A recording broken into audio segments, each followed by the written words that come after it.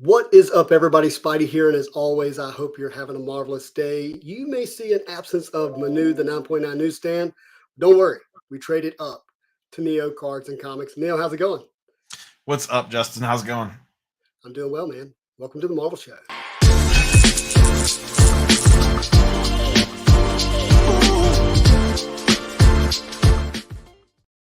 All right, Neo. This is streaming two different places here on the Spidey His channel and on Neo Cards and Comics. Why don't you do a quick Neo intro? Sure. What's going on, YouTube people? For my viewers, this will be a little bit of a different format. This is Justin's show. He asked me to tag along, and we figured we'd try out for some in the weeds stuff. StreamYard, the software that we all use, has a new feature that allows you to co-stream the multiple channels. So we said, let's give this thing a whirl. So this is Justin's baby. We're just along for the ride. So feel free to fire away and chat like you normally would. Probably be a little more Marvel-centric tonight, and probably in the weeds content creation based off of the thumbnail. Yeah, absolutely. Where else we may go?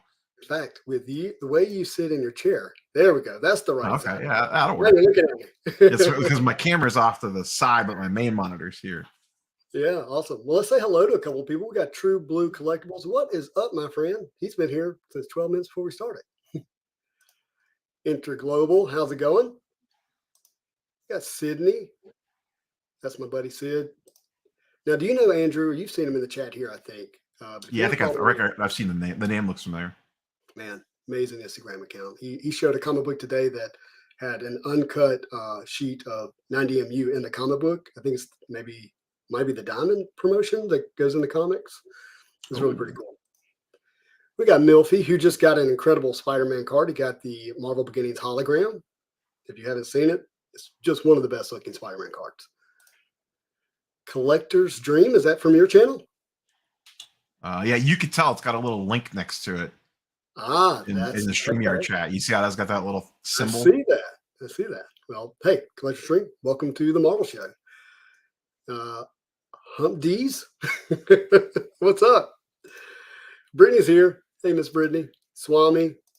We'll go through a few of these. Dale Witt, how's it going? Alonzo, it's morning. Not Alonzo. As a Collectibles, it's morning in Australia. So he says morning, chaps. Minority Fashion. Craig. And let me do this. Look, Neo's on your channel. I mean, West Coast is on Neo's channel. What's up, Neo? West Coast. Hey, speaking of West Coast, I want to talk about Manu. Manu is on vacation. That's why he's not here. So he's not missing in action. He's okay. He just happens to be on vacation. What a sight. So, Neo, did you order any Marvel Allure? I did not. I am typically not a huge MCU guy when it comes to Marvel cards. I prefer artwork. Yeah. I'll probably rip a box, but I didn't go like crazy. I didn't go Spider-Man, Metal X-Men, Metal, Fleer, Ultra Avengers, levels crazy. So you're not getting like a case of it or anything like that? No. True Blue, Manu does not get paid to leave. He actually doesn't get paid at all. So I guess that still qualifies. I'll order 3 boxes, and that's just for me to have something open, to kind of test out the product, to enjoy it, and maybe hit a sketch card. That would be really what I would like. But only order 3 boxes. And I am excited about the product just to experience it. But I'm not an MCU guy either. I have zero collection when it comes to actor stuff. But I would love some Tom Holland or Tobey Maguire or Andrew Garfield stuff. I think haven't I seen you have an auto of one of those? I don't have an auto of any of those. It was Wolverine. It was Hugh Jackman, wasn't it? I have a Hugh Jackman. Yeah, I have a Hugh Jackman. So even though is that like the only actor auto you have? From Marvel? Mm-hmm. I think so, yes. I have a lot of Star Wars autos, and then I have a Viggo Mortensen Lord of the Rings auto. Oh, okay.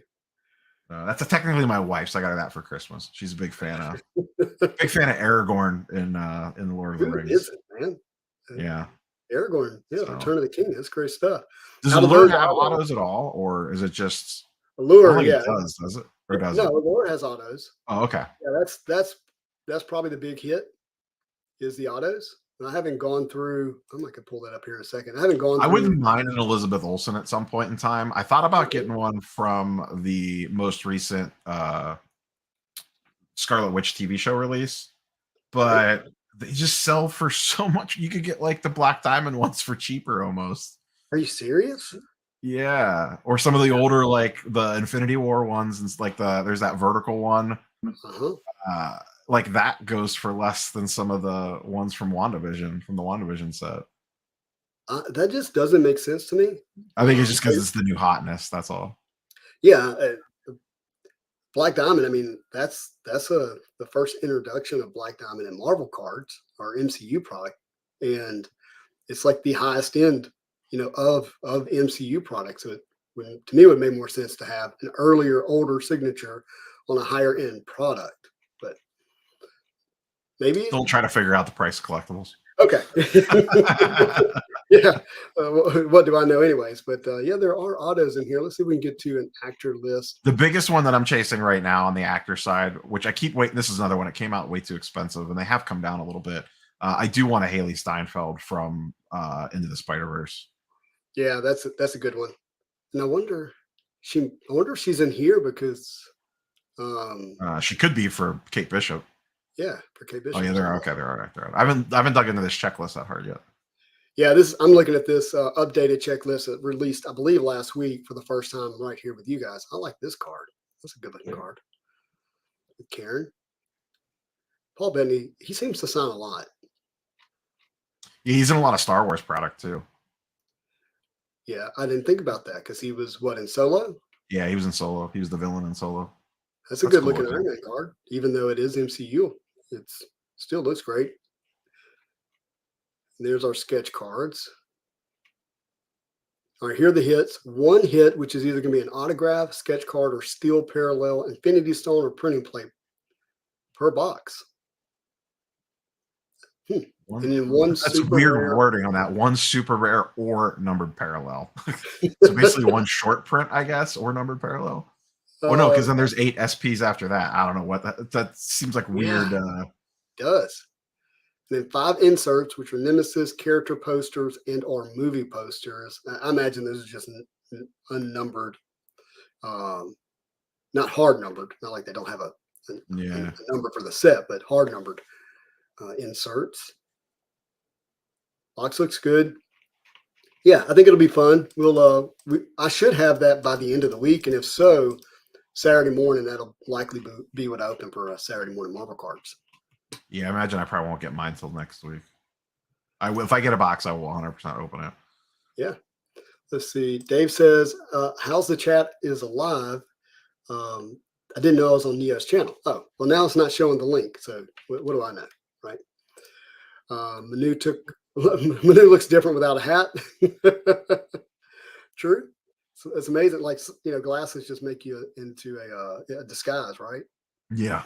That's what that is. T-Bear, what's up? We've got our friend High State from Hawaii. Billy Joe, how's it going? My dad's here. He says, "Hey everyone, hope you're having a safe and wonderful Memorial Day weekend of Memorial Day." Yeah, we did. How was your Memorial Day? Good. I went to a card show in Indiana, so was over there Saturday and Sunday, and then relaxed on Monday. What is the current vibe of card shows? Card shows are still really busy. Like foot traffic's still really strong. Mm-hmm. Pricing continues to still come down on a lot of stuff, especially modern and ultra modern. But foot traffic at shows still seems to be pretty good. A lot of people looking to trade. People are still hesitant to inject cash into the market, so you're looking at like a lot of trade plus cash, stuff like that to get deals done. That's interesting. So I guess what I hear you saying is, hey, look, I may have paid a lot for this card, so I don't want to sell it at a loss. So I'd rather trade it for like equal card, value. So I'm not actually taking a loss. Is that what you're saying? No, it's not so much that I don't want to take a loss. It's like, hey, you have this $1,000 card I want. I don't want to give you $1,000 cash, but I would be willing to give you a $700 card and $300 in cash. I see. That makes more sense. The way that I always sum it up is that sports cards specifically, the hobby, this market, whatever you want to call it, is in a good place. Like people are active, like they're engaged. But I think just given the current economic world that we're in, they want to be involved, but they don't want to put as much money into it as they did in the past. So people are trying to find ways to still transact, but maybe not have it come directly out of the checking account, which has kind of Yeah. always been the case, but it seems to be people more leaning into the trade plus cash, shuffle around cards, kick in a little bit of money, or vice versa. In my world, professionally in finance, we're really awake to the fact that there's money supplies at the lowest it's been in like 60 years, like just actual dollars. It's dipped tremendously. You can go find a money supply chart and see where it spiked uh, egregiously during COVID, right? And then now it's just been sucked out of the system. So there's just definitely less money out there. Yeah. I've been aggressively selling a lot of stuff lately, not because I think like values are going down or anything, but I have, as you're aware, because you went last year, Heroes Con is in 2 weeks in Charlotte, which I will be attending. Yeah. And then the month after that is the National.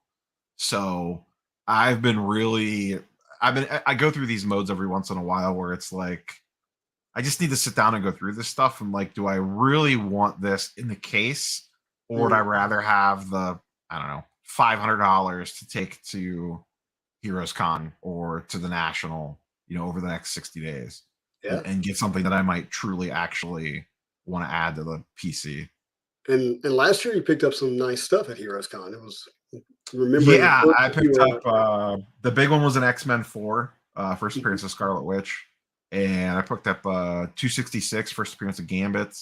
And then a couple other like smaller keys. Yeah. So what are you looking for at Heroes Con this year? 101's at the top of the list. Okay. So since we're talking X-Men about 101. since we're talking about Phoenix, why don't we spotlight you?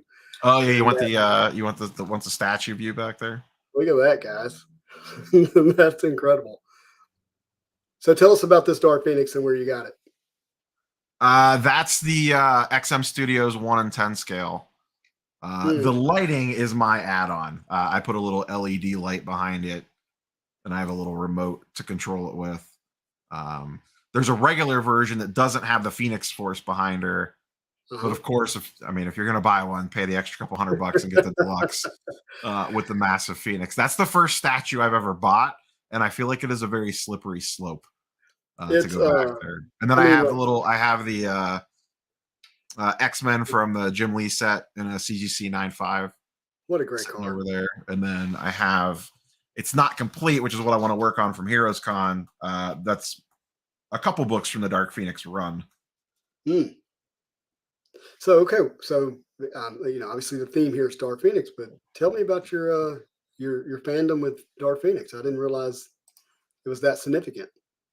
It's not so much fandom of Dark Phoenix. I just particularly like that storyline. So it's not so much her as a character. It's just that general overall story arc. Got you. And as an X-Men fan, I just view that as like the quintessential X-Men storyline. Yeah. And I would kind of like to put together, my end goal is X-Men 90, Giant Size X-Men 1, X-Men 94 through X-Men 142. So basically from Giant Size X-Men 1 through Days of Future Past. Right. And I have Giant Size X-Men 1 already. I have 141 and 142. So I have the beginning and the end. So the two biggest key books that I'm missing, in my opinion, are the 101 and probably 94. There's some other ones mixed in there, but those are probably going to be my two most expensive ones.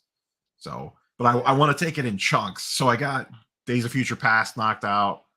Now I want to get Dark Phoenix knocked out along with 101 and then kind of start filling in the gaps from there. That's a pretty common run. I think people go after that Claremont, John Byrne. It's just such a great run. You got this character in Marvel Girl, Jean Grey, who's often used as like a damsel in distress in those earlier books that they have to constantly help save, right? She has this ability that's just very similar to Professor X's, but it's not nearly as developed and powerful. And then Chris Claremont comes in. He's like, "Hey, I'll take this weakest X-Men character and make her like the most powerful." right? And gives her this universal cosmic force of Phoenix. But I just love that that her initial wrestling with it after the first number of issues is she turns into a villain and then has to work Yeah. through that. Such a great storyline. Now, Yeah, and I love that particular section of X-Men comics, that Giant Size 1 through 142. I think has some of the best covers in like X-Men period, but even like just Marvel. Like there's some top tier covers so in that run. Okay, so that makes me want to ask you a question. Okay, so let me see if I can get to recently viewed here. Maybe I'm going to eBay is what I'm doing. Uh-oh. That's never a good decision.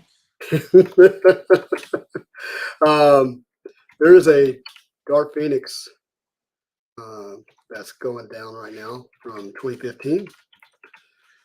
Let's see.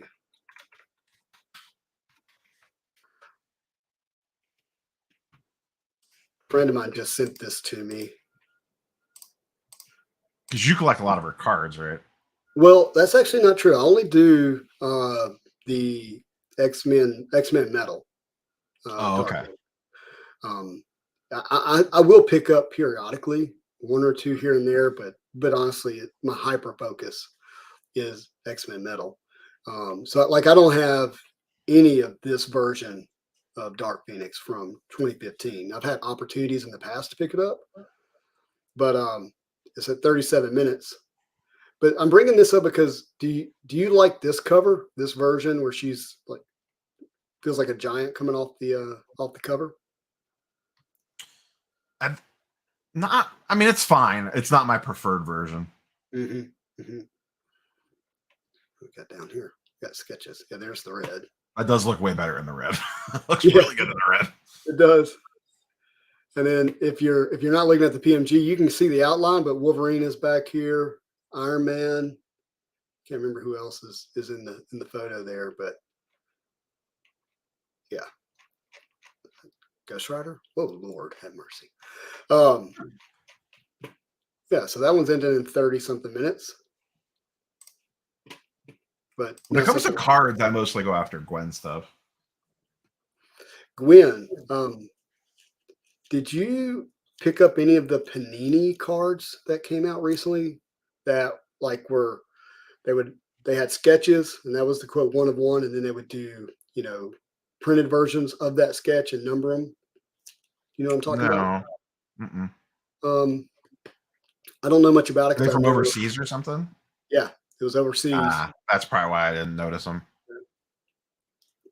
I'll see if I can pull it up here in a minute, but there's one of them. I'm curious if there's one that you would like, since you like Gwen.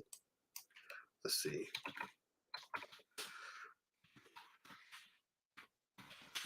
I do have a lot of Gwen books too. I try not to chase ultra modern variant covers too often because I think it's a trap, generally speaking.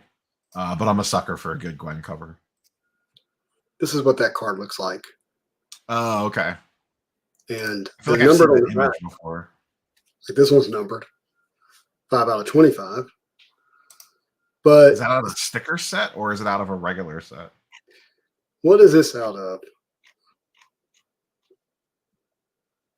Panini Amazing Spider-Man is what it says down here. Yeah, I just don't know enough about it. I think the boxes were like really limited, like 200, 500, whatever the number is. Like, not it almost sounds like their version of like Premiere or something.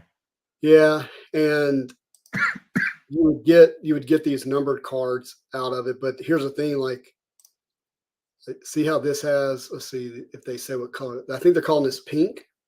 So maybe the pink's out of 25, but there may be 10 different versions of this parallel that continues to number up to like 100 or 200 or something, So there's a lot of this image, right? It's not like that image is rare, but I do like this art. Yeah, I'm a sucker for a Gwen cover or a cool Marvel card. So, are you ready for Thursday? For Across the Spider-Verse? Oh, yeah.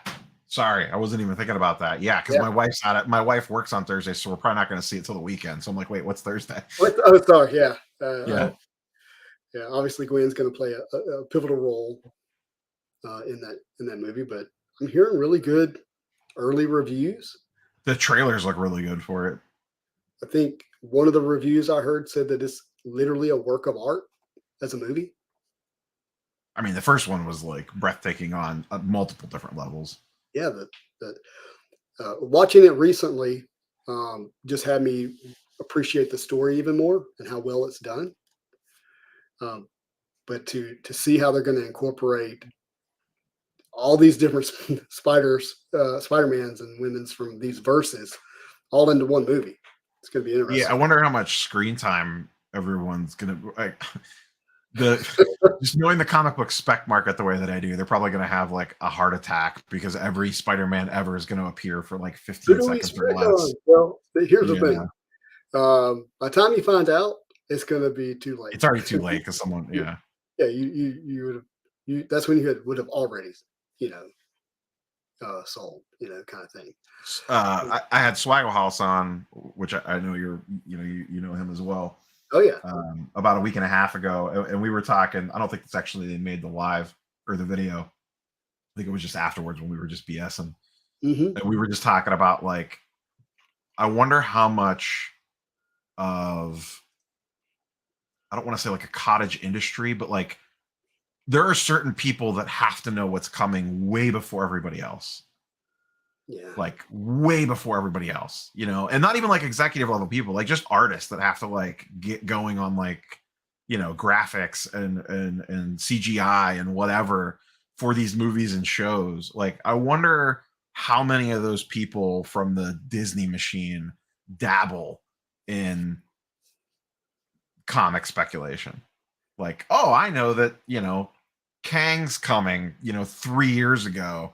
Yeah. I could buy on the ultimate cheap. You know what I mean? Or really, I think what we were talking about is like the ultimate one is like the really in the weeds got people that like their first appearances are like $3, like they're in dollar bin boxes.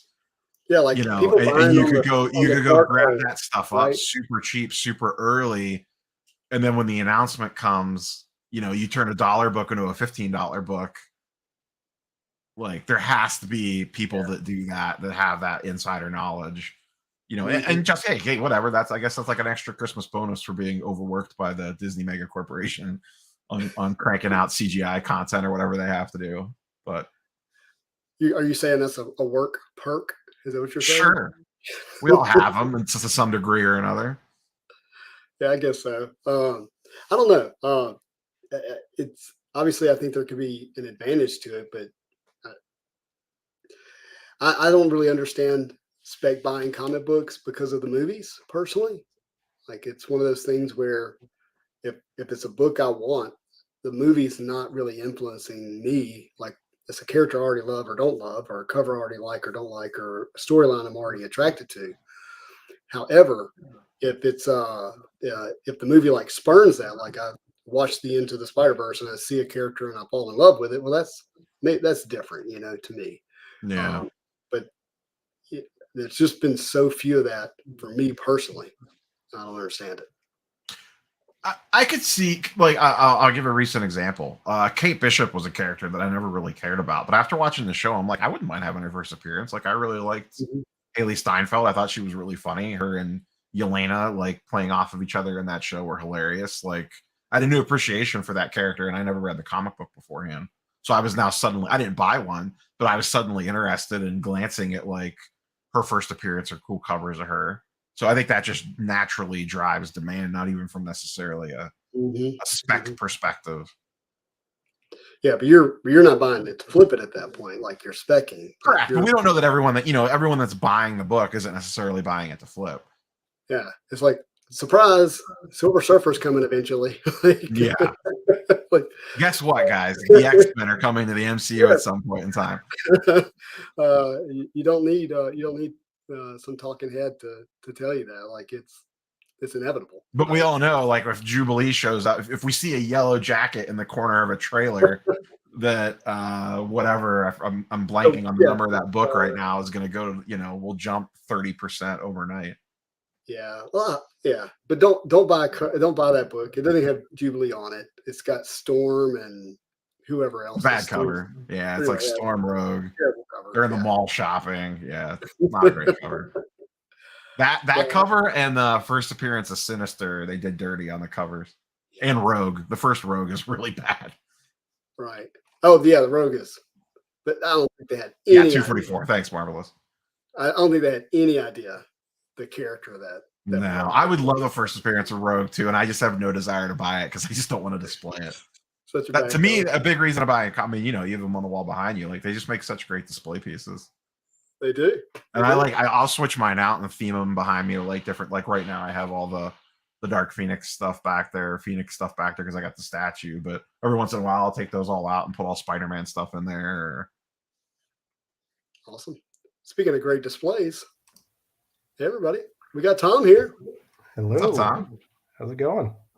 Good. Yeah, we're doing well. How about yourself? Pretty good. Just got done with dinner, trying to put the kids down, but they usually stay up till like midnight, so this should be fun. Yeah. Summertime, man. There's no curfew. Yeah, curfew's over. I mean, my kids are 4 and 3. Oh, okay. Mine are 20 and 16. So mine don't exist and don't exist. I'm the last person you want to take parenting advice from. You want to trade for a little bit? No, I was joking. I tell this a lot. My wife and I were recently at Disney, and the best part of it was being on the tram or shuttle or whatever at the end of the night and watching all the parents basically want to kill each other and also just be fighting with like exhausted children. And my wife and I are just like, it's tired from spending all day in the park, but it's a different level of tired when you're not chasing 4-year-olds all over the place. That's me every weekend, Neo. Yeah, you can just see too, like we'd be sitting there giving little smiles on our faces as like the kids are screaming or passed out, and you could see the parents just kind of like side-eyeing us, like, I remember when we used to be able to just come to Disney and freedom. Now look at us. Look, I do a guys trip to Disney. So it's 4 guys. We go and we literally get pins that say no wives, no kids, and we honestly have the best time. So much fun. I do want to give Tom an introduction. I try to do that with my brothers all the time, but they never want to do it. Yeah. Sorry. Oh, Tom, you're breaking up on us, man. You there? Oh, no. Let me try dialing back in. Yeah, you're good. I'm going to give an introduction while you do that. Okay? Sound good? Yeah, so not that Tom needs one, right?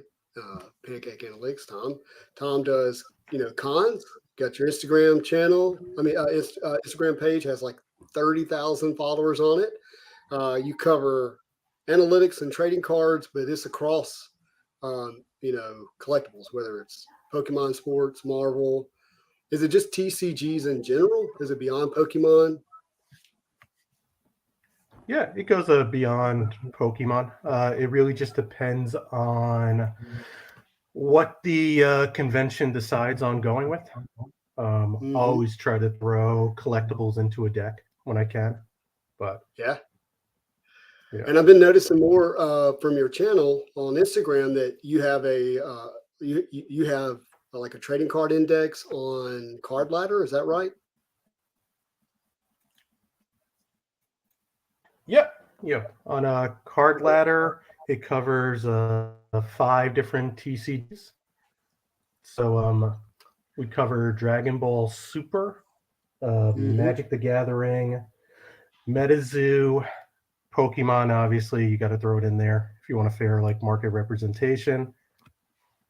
And then we also have Yu-Gi-Oh in there. It's a fun project. Well, all of those you said, I think I know what Pokemon is. I'm just kidding. You should know Magic too. just not a TCG guy. I'm classic Marvel card guy, and then of course Neo, you're into sports cards, Marvel cards. I will say I do like the occasional Star Wars, although I collect nothing from Star Wars. I just rip it because there's not a Marvel product to rip. Yeah, Star Wars actors autos specifically. I don't collect any of the shiny, like refractors, top chrome stuff. Like I just got my two most recent. I just picked up an Ashley Eckstein Stellar and a Felicity Ooh. Stellar. So I like the actor on card autos for Star Wars. Comics, sports cards, Marvel cards. The only Pokemon that I do is sealed wax. I don't know anything about. I always joke. I call them Charizards. I don't know anything about Pokemons and Charizards and all that stuff. But I do like buying the sealed wax. I have actually those boxes right there, sealed cases of Pokemon sitting on the shelf back there. And I do dabble in sealed Magic. And I think every conversation we've had, Neo, about Pokemon, like I'll tell you, like, oh, the alt arts, and you're just like, cool. Whatever you say, Tom, I'll trust you on that one. I know what they are because, like, I'll watch a couple Pokemon. Like I watch Pokenomics and I watch Danny Phantom and stuff to kind of just get like a vibe for stuff.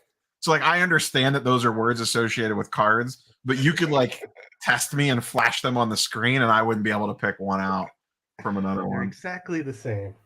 I think if we're ever in a con together, we should do like we should like open Pokemon. There is content to be made around me opening a Pokemon pack and not having any idea what any of this stuff is. Yeah, all you right. like guess the name, and you just see the photo. Yeah, I've opened one thing of Pokemon on the channel. A buddy of mine here locally, who's a Pokemon fan, like said, "Hey, you really should buy one of these Japanese boxes and hold it sealed." So I was like, "Yeah, I'll take one." And then as soon as it got to me, I was like, "I can't keep this sealed. I've got to open it." And I opened it, and not only was it not in a language that I can understand, I literally knew. I mean, I know who Charizard is, and I know what a Pikachu is, but that was really it. I think the maddest anyone's ever got at me on my channel was in that thing, in that stream, or maybe it was somewhere else. Anyways, because I didn't know what one of the characters were. I was like, I don't know. They were like, yes, you do. Everyone knows who this character is. And I'm like, no, actually, I don't. Yeah, I did a Pokemon data science panel at an anime convention in Tampa, and my co-panelist was a local comedian. She did like the improv and bigger stages in the area. I asked her, like, hey, do you know Pokemon? She's like, yeah, I do. And then live during the panel, I found out she only interacted through one game, wasn't even the main game, and like the crowd was like shocked and stunned and educating her on it. Oh, gosh. We have a question for you, Pancake. Are Pancake Analytics as accurate as Waffle Analytics? Waffles are just pancakes with abs, man. This is the raw data, the rawest form. Dude, you were not manipulated. Good. So hey, let me kind of set up our content for tonight. So if you saw the thumbnail, you saw it: cards, content, and cons. Wanted to bring Tom on to have a discussion about the role that content creators have in the hobby, both positively and negatively. And when I was asking Tom about this, I said, "Hey, look, what character do you think like kind of most represents what's unhealthy about the hobby?" And I'm thinking like you're gonna throw out Mr. Sinister or Dr. Doom or some egregious villain, and you literally tossed back one of my heroes. You said, Xavier, the leader of the X-Men, is the character that you felt like represented what was wrong with the hobby. And I asked you if I could ask you to elaborate about that here on the show. So tell us, why would Professor X, the leader of the X-Men, be what's likely unhealthy or represent what's unhealthy about the hobby as a Marvel character? Yeah, and this is a good primer to understand how Tom's brain works for Comic-Con panels too. But think of Professor X, like intentions are great. heart's in the right spot, but pretty much it's almost turned into like a job for him at this point. Obviously, his power, all-knowing, psychic, it's a huge burden, right? So It's a big imagine, drain to carry around, huh? yep, start segmenting the hobby in your head, right? There are individuals who have analytics apps, hands-on data. Some like me, you got data at your fingertips all the time. You're facing kind of like a moral decision that no one, even normal collector, wouldn't have to be challenged with, right? Do I run my models and just buy for myself? Not tell anyone what I'm seeing. Do I build myself like pro forma financial models if I had a financial background? Or do you try and get it out there in the public? So bring it back to Professor X. It's like, okay, what do you do when you happen to lose one of your teams on an island out there? And it's like, oh man, this is on me accountability. Let me go ahead and grab another team, go to the Savage Land, save this team. Not tell them you sent out that team originally, or that there was even a first team to begin with. Right? That's where it's like his intention's right? Like he's trying to, right or wrong, but there's like a layer of transparency that's not being shared. How granular do you want to get with this? You can go ahead and Google, is Professor X a villain? Question mark. Really? And you have tons of top 10 lists from like notable sources. They bring up his relationship with Wolverine all the time. Pretty much he sees like, what would it be like if Wolverine's on the other side? Okay, I need to kind of like control, manipulate a little bit. Right? Think of it this way too. Collectors of COVID, the pandemic, you've seen the stories about like fighting in Target in lines.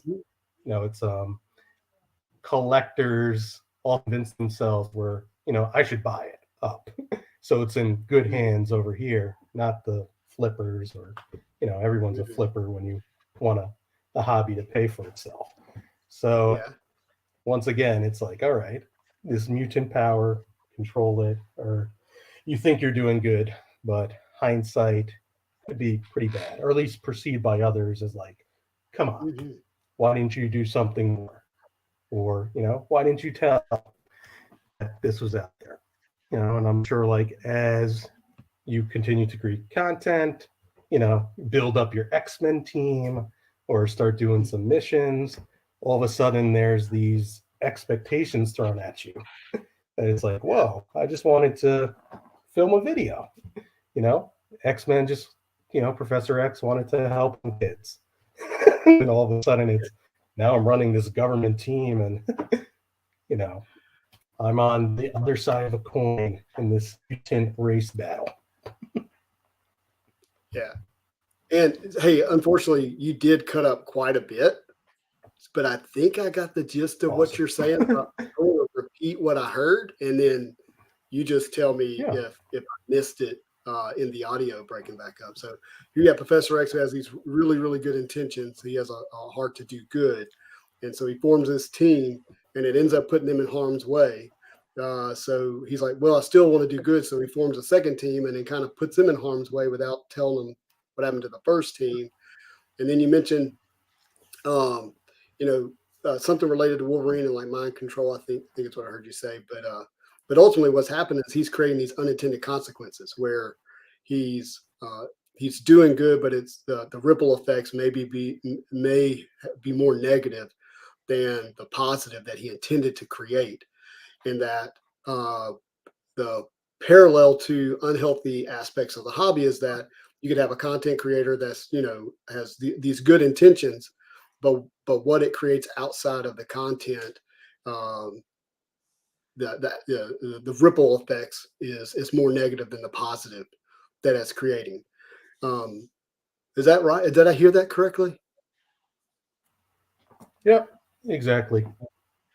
Yeah. I've never thought about Professor X like Yep. that. I guess because You heard it right. So it's a lot about like the oh man, I want to hear what you're saying, but the audio. It's Yeah, your breaking internet up. connection's really bad, Pancake. Yeah. Uh, what villain messes with internet signal? um, it reminds me of something that I heard. I don't know if this is true what I'm about to say, but it just reminds me of it when there was like a real strong desire to use corn to like be a fuel. What do they call that? Ethanol? Ethanol. There we go. That we inadvertently like was starving, third world countries that use corn as a food base. It's like, hey, we're going to try to have, this positive effect on the environment by using ethanol, but you end up starving somebody unintentionally. Does that feel like what he Picking was up what saying? you're putting down. Yeah, something like that. That's kind of what it reminds me of. And then there was like the whole like it actually costs more fuel to make the ethanol than what you're saving by using the ethanol. Or I think was one of the topics around that too. Yeah, that was a number of years ago, but that's kind of what it was reminding me of. Pancake, are you back? Let me know. Am I back? You're back. Sound better? Okay. Yeah, A little bit, you yeah. did. It was more internet signal, I think, than anything. Oh, Oh, I don't know if we you're must on- have I don't know if you're on spoke too Wi-Fi. soon there. They're streaming everything at once. Oh, I got you. All the kids are they're awake streaming with you. No, that makes sense. Oh, yeah. So question then, let me follow that up. So if you were talking to Professor Xavier, right, but in the hobby context, what kind of advice would you give him? Yeah. So he's got the mutant power, right? He can hear all the thoughts. Just listen to your audience a little bit more. Try to give as much like intention as you can, like good intention. Obviously, we're in the social media space, lots of trolls. Sometimes I think the comment wall is almost the equivalent of like bathroom stalls, like don't read it type of thing. But really, like, you have to take some stuff with a grain of salt, but really just, try to reflect and take some accountability every once in a while. Yeah. So you're saying listen to what's being said and not just view it as a troll is what Yeah, don't always get on like the defensive, like first step. Think about how you can improve. Okay, what did I do wrong? And then if you try something out, doesn't really work, troll. Got you. Yeah. Yeah, it's interesting because when I'll speak for me, I can't speak for you guys. When you guys make content, but making content does, take some courage to put yourself out there, right? To know that there are going to be people who don't agree with you or don't like you or both, right? And then how do you have that happen, and also take it constructively if it needs to be taken that way, or if that's actually what it's meant by, or is it just someone who's, not being kind for the sake of not being kind? Does that make sense? Yeah, it's a fine line that you kind of got to learn how say, to walk. Yeah, I'll say I do have at least somewhat of an advantage at work, right? Is that analytics is kind of the enemy in any room, right? You're not really the friend. You're kind of the costing money nonstop. A lot of projects are big and customer facing. There's a lot of difficult, crucial conversations that are just in my 9 to 5. Well, nothing's really a 9 to 5 anymore. Everyone's working like almost 60-hour weeks, even if you're salary these days. It's a skill set you gotta learn. And like what your guys are saying, like, when you get into content, it's not something you think you'll ever have to flex that skill. It takes time to build it. Yeah, to be able to decipher between the two, I think is what you're saying. it takes Yeah. skill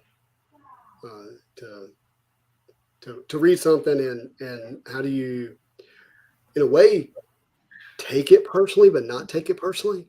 I think is what I hear you saying. It's like it's information. Yeah. Is there a way to can you process it well to say, hey, is there something here I can, uh, improve with, while also not taking personally that it's maybe said in a just a very unkind way, right? Like not as a friend Exactly. who was saying, Yeah. hey man, I saw you, with this situation, and I know you're better than that, and so I'm calling you out because I love you, rather than just like trying to throw fiery darts at you.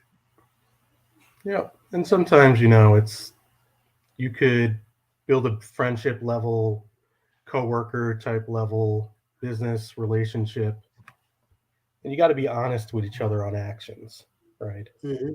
Like, say, there is, I'll probably spew weekly something that somebody doesn't agree with, but as long as I keep the dialogue open, you know, two-way street, they're not going to be negative towards me. It's just like I didn't agree with what you said or what you did. It's about like separating the action from Tom per se.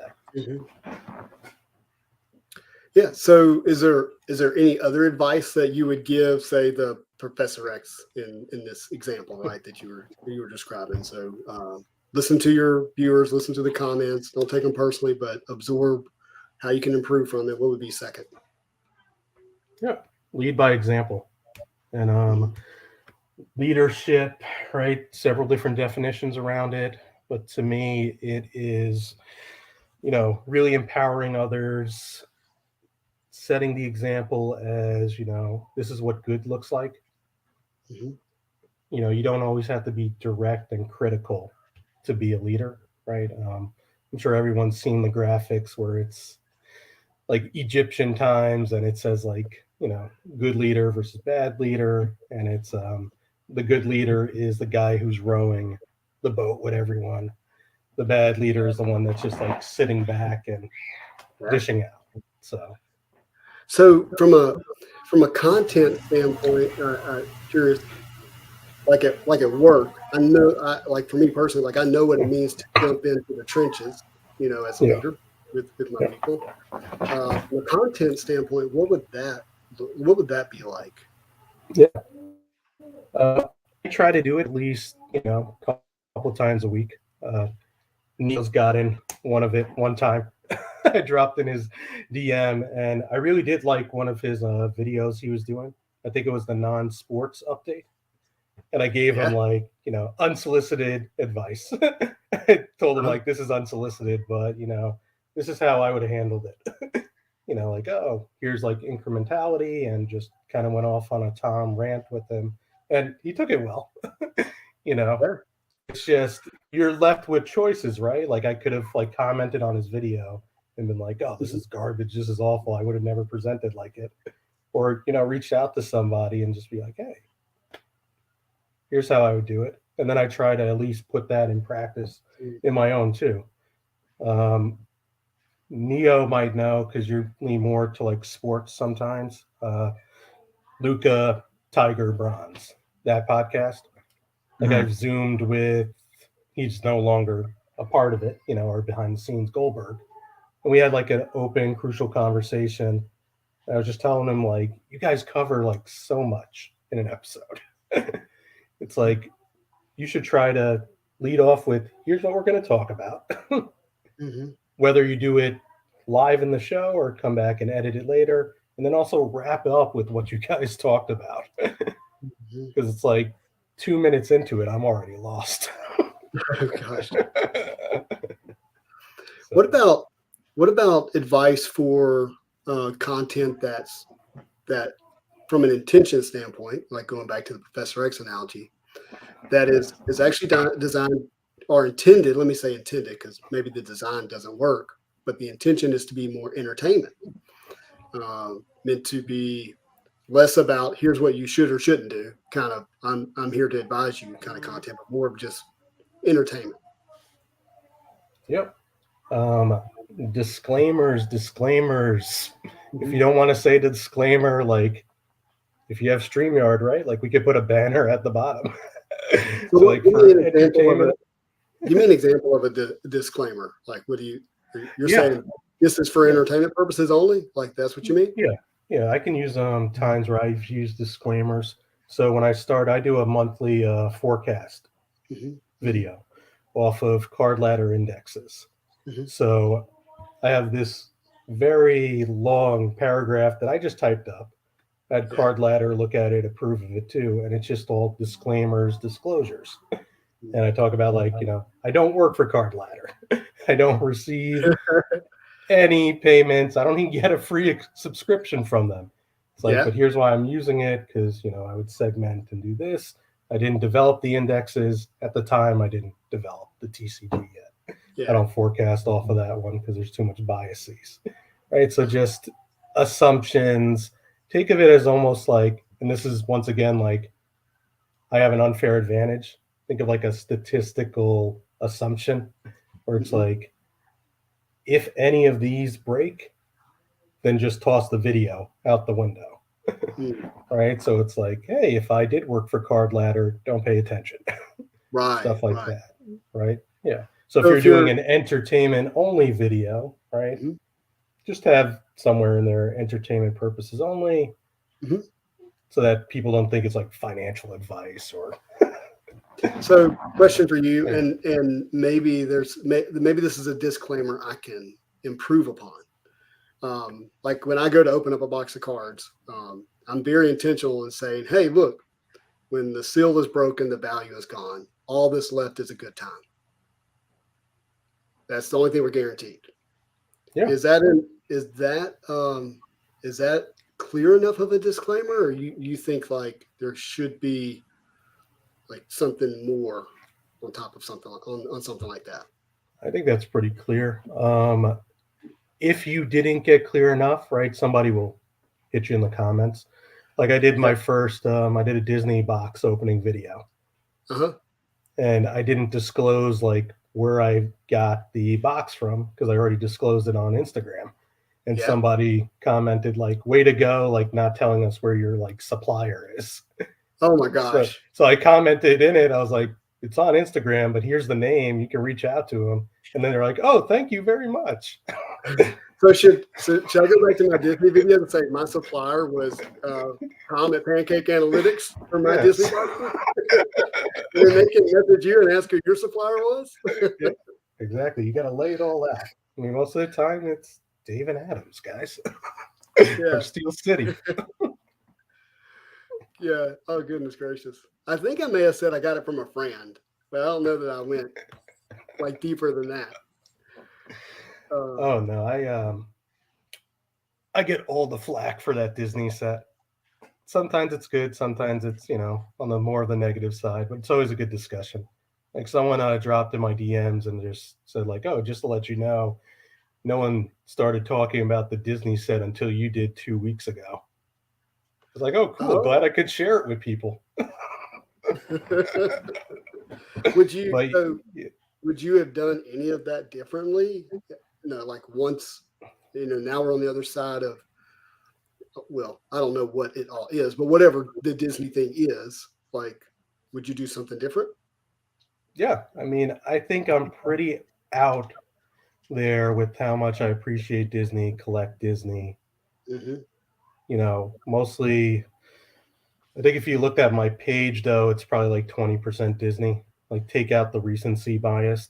So there was probably at least like a segment of people who, weren't there like years ago when I'm sharing like Disney treasures or when I shared my daughter, she's got the PSA 10, what are they called? Character family portraits of Impel Disney. She's got the Fab Five. We opened up a pack every day together. But it's like, I'm sure they start like, okay, this guy loves Caca Wow, or he's pumping that. Let's go back to his page. Oh, look, he's got Impel, and without going into the captions or anything. Right. So what the problem is, and you guys run into it too, is the work-life balance. Like just doing this stream right now, you're sacrificing some of that work-life balance. Mhm. You know, like how much do I want to spend in my day explaining that, you know, I'm a Disney collector, I'm a Disney collector, I'm a Disney collector. And it's like, but I'm also a Marvel collector. Yeah. And I'm also this and also that. Like Uh-huh. it's like I'd have no work-life balance. So Yeah, I mean, Nia, I got a question for you here related to that. Like when it comes to engagement, which I hold as important in content creating, um, because it does foster a healthy community and it builds that inclusive, like, inviting aspect of it. Um, when you start to get literally hundreds of messages a day, how do you yep. manage it? I know, Tom, you just spoke to it and speak to it as well, but Nia. I'm bad at keeping up on comments. I'm so bad at keeping up on comments. Uh-huh. It used to be one of those things I prided myself on and replying to everything, and then it does become tricky to keep up with them, or Instagram DMs, or what I'm really bad about is the people that don't follow me, and it goes to like the request thing. So you have to like click and look at it, and like a week will go by and I'll be like, oh crap, like I completely forgot that these even exist over there. So I try to prioritize Instagram DMs first and YouTube comments second. And then some of them, in the past it would be like, oh, I need to reply to every single one of these because that's what they tell you to do when you make content. And then I learned over time of like the ones that like, I don't know that the person's respecting or expecting a reply back. It's just like they're making a statement. Yeah. There's not like I'm just doing engagement for the sake of doing engagement versus like a genuine conversation that needs to happen in the comment section. So my default is if I'll throw a little like and a heart at it, and then if I think it's something that it needs a little more in depth, then I'll start replying back to it or clarification or whatever. But it is tricky to keep up. You're doing your day job and you're like glancing at the comment section and oh wait, someone just DM me while I'm in the middle of doing something else, or you're cooking dinner and looking at comments or whatever. Like I said earlier, I'm lucky, the wife and I don't have kids and she works nights a lot, so I do have a little more free time than most normal human beings, but it's hard to keep up. Plus mix that in with like actually producing the content, on top of it. Yeah, I tell you what's been a real blessing for me is Discord. Creating a Discord in a community where if someone asks me a question, I can say, hey, look, the truth is I'm not the best person to even answer this, but go to the Discord. There's channels specific to the question that you're going to ask, and there's likely someone a lot smarter than me in there to answer it. And it's taken a huge load off of the amount of questions I was getting, and I'm like so incredibly thankful for it. Yeah, I mean, I enjoyed Discord for a while. I started sticking my nose in places I really shouldn't have. And it was more for like outlier data analysis. And it was specifically with Lorcana because I was going to do like a pro like hypothesis on Lorcana type video. And then I was looking at the data in TerraPeak and I was like, this is the weirdest data I've ever seen. It was like the line was like plateauing almost, but like items sold were still going. Normally, like items sold goes up, prices go down because it's averages. So I was like, what is going on? And I was like, well, I'm in some Lacrana Discord groups. I went in there and there was one called like Marketplace. And it was just a people like selling to each other, and they called Mickey, Mackie. Like it was this weird, like they were a bunch of not trying to, just put labels on people, but they do have like crypto channels, and so it's like I knew they weren't there for Disney cards, and obviously it was called Marketplace. It's like, okay, this is interesting. So I kind of know which auctions to look at now. It's like, okay, that's shilled, that's unpaid for, and they were just like sharing it back and forth, and the ones that did get paid, and their buying prices. And so I mentioned it a little bit in a market update. And then it got picked up by, I'm going to forget his acronym. I always do. AIH Sports. So Raul and he covered it a little bit about Lorcana based off of my video, and that Discord went livid. They, were like screenshotting his video, screenshotting my video. Yeah. Who does this guy think he is? Where is he getting that? There was a 6,000 print count on the promo Mickey Mouse. Yeah. Well, I'm in the other like official Lorcana Discord at the same time that shares all that information. And so one of the people went to the other Discord and like just copy and pasting like all the questions and the facts I brought up, and they corrected him. Like, yeah, 6,000 print count.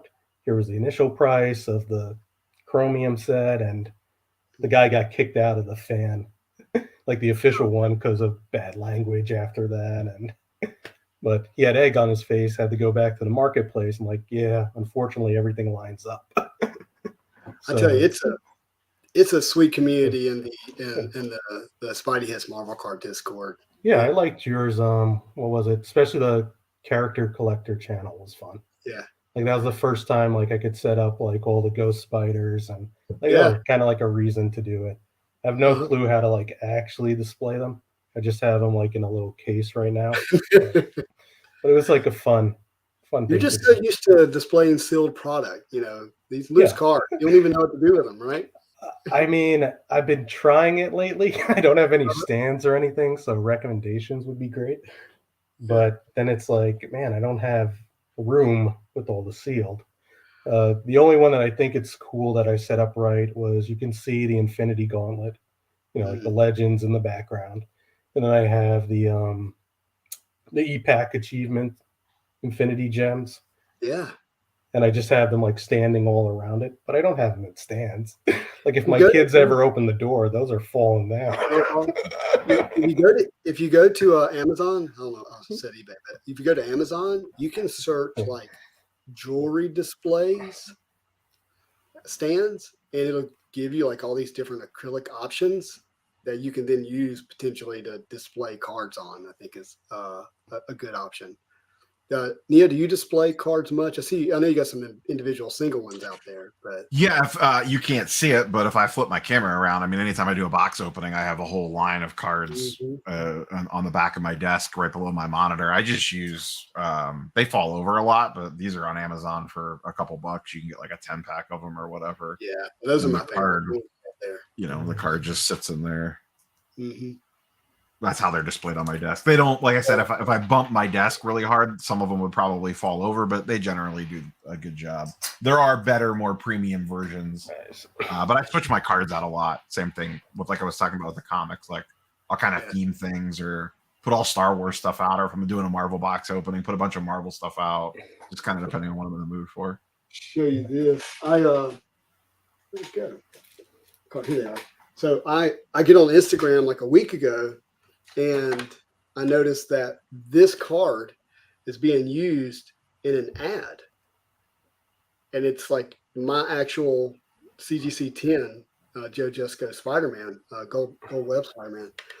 And I was like, let me double check the grade and see if it's like the exact same one. Same cert number. It's the same card. And so I messaged the guy, and I was like, hey, look. I was just like letting you know, like, hey, that's my card you're using in this. It's a display ad, and they were like, hey, look, we got permission from CGC to use this, but we're happy to send you some of the displays if that's okay. And I was like, yeah, I just wanted you to acknowledge it was my card, and I'll by all means take some displays and send me this called Thick. And we know what's going on, Justin. You're just flexing your influencer lifestyle to get free product. Well, that's true. He says, hope you enjoy the cases that they can keep your epic Marvel collection good for years. And so I thought that was really nice. We're going to give one. I haven't opened them yet. We're going to give one of them away. There it is. We'll do that. Hashtag disclosure. Hashtag disclose.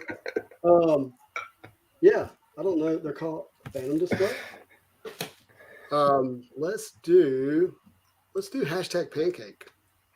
How's that work? Do not make me and accomplish on this. Oh, there we go. Hashtag pancake. Did I do something wrong just then? I have no disclaimer. I have no financial gain at all. Zero. I think the company's name's Stick. I don't even know where to find them. But I do like to give stuff away. So for sure. Okay. All right. So that kind of leads into a good question for both of you guys. So I don't even know the right way to ask this. Like, what is the best way a content creator should handle any economic aspects of making content around the hobby? I know we talked about disclose, so obviously there's that, right? But what would be additionally to that? Yeah, I mean, I am very much on one extreme of it, and I'm sure a lot of people would not agree with me at all on it. But so my first Comic-Con panel I ever did was at Toronto International Comic-Con. And it was just the typical data science learned through the lens of Pokemon. Toronto, that area was way more into analytics, apparently, than at least the States are, because it was packed, standing room. The Toronto press were actually there too and interviewed me afterwards. And like, I was nervous to even go there at all. And so they asked me, like, so I just got to ask you also, and this is like off record, like, how do you monetize this? And I was like, what do you mean? I'm not monetizing this at all. It's like, wait, what? I was like, no, I just do this in my free time. Like, I'm actually a data scientist in a day job. And it's like, okay, well, you got to figure out how to monetize this eventually. And I always get the question pretty much almost sometimes in streams that I go to, definitely after every panel, somebody in the audience will come up and be like, hey, do you want to make some money off of it? And it's like, no, not really. It's not my thing. Even like my YouTube streaming is not a large audience at all, not as large as Instagram. So I don't think I would even be able to monetize over that. Like somehow I'm up to, I think I'm finally at 1,000 subscribers, but I just do my little monthly video. So I don't think it's wrong to monetize it, but if it's your one source, right, it changes the way that you potentially do your content, right? Like, let's say if this was a full-time job for me, I would have to paint things more in like a positive light, be more biased with data. That's like a moral decision, but also it's like people like positive content. Like if I was still doing, this is a full-time job and I'm doing trading card analytics, what do you think is going to get a more positive monetized response? Like the negative sales, the top sale of the week, or you're losing X amount of money. Actually, you'd be surprised. You'll get way more views on a losing X amount of money video. As someone that has done social experiments with literally posting the similar style video back to back or very close together. One of this thing to the moon versus this thing to zero. This thing to zero video will probably triple outperform the this is going to the moon video. And which one of those videos do you feel like you're selling your soul more? Neither, because this is my full-time gig, so it's whatever. I do agree with you. I think there is an interesting. I don't know that I would ever. I get this question a lot. They're like, "Would you ever want to do content creation full time?" And part of me is like, "Well, yeah, sure," because that sounds like a great job. Like I don't have to work a 9 to 5 anymore. I can just pop up, record a video or whatever. But there is a whole extra level of stress with that I would not want to deal with. Just from kind of what Pancake was talking about there, and then just living and dying with the algorithm and all the things that kind of come with that. And can you be as authentic as you want to be if this is literally paying to keep your lights on? I've always been very forward that the money that I make from content I use to spend on nonsense. Like it's not any money that I make from content is not going into paying my day-to-day bills. I have a 40-hour-a-week job. So does my wife. We both do just fine. Any money that I make from this, I use a lot of it on travel to go to like, you know, the National or Comic-Con or whatever. And then to buy some dumb stuff on occasion, you know. Yeah. In sports cards, people will say use the hobby to fund the hobby. And for me, content is just a different aspect of that. But yeah, I think doing, and no disrespect to anyone that does it full time, I just don't know that I can mentally get to that place for a lot of various different reasons. Just the financial pressure of, you know, putting out content and then, you know, even really sweating, like how does it perform? I just don't want to deal with that. I just want to run my mouth in front of a microphone for 10 to 15 minutes and put it on YouTube the next day. And, you know, whatever happens, happens. Yeah. I mean, if you were doing it full time, and this is just my opinion, like you wouldn't have created my favorite video of yours that you have, Neo, is I think it was like off of SpiderMan Metal. Like you broke down the sales sheet and here's the revenue you got from YouTube. Here's the box cost. Yeah. Like you wouldn't have done that. Now I'm a very like niche audience. I'm like, oh sweet, here's like a pro forma workbook you got on the screen.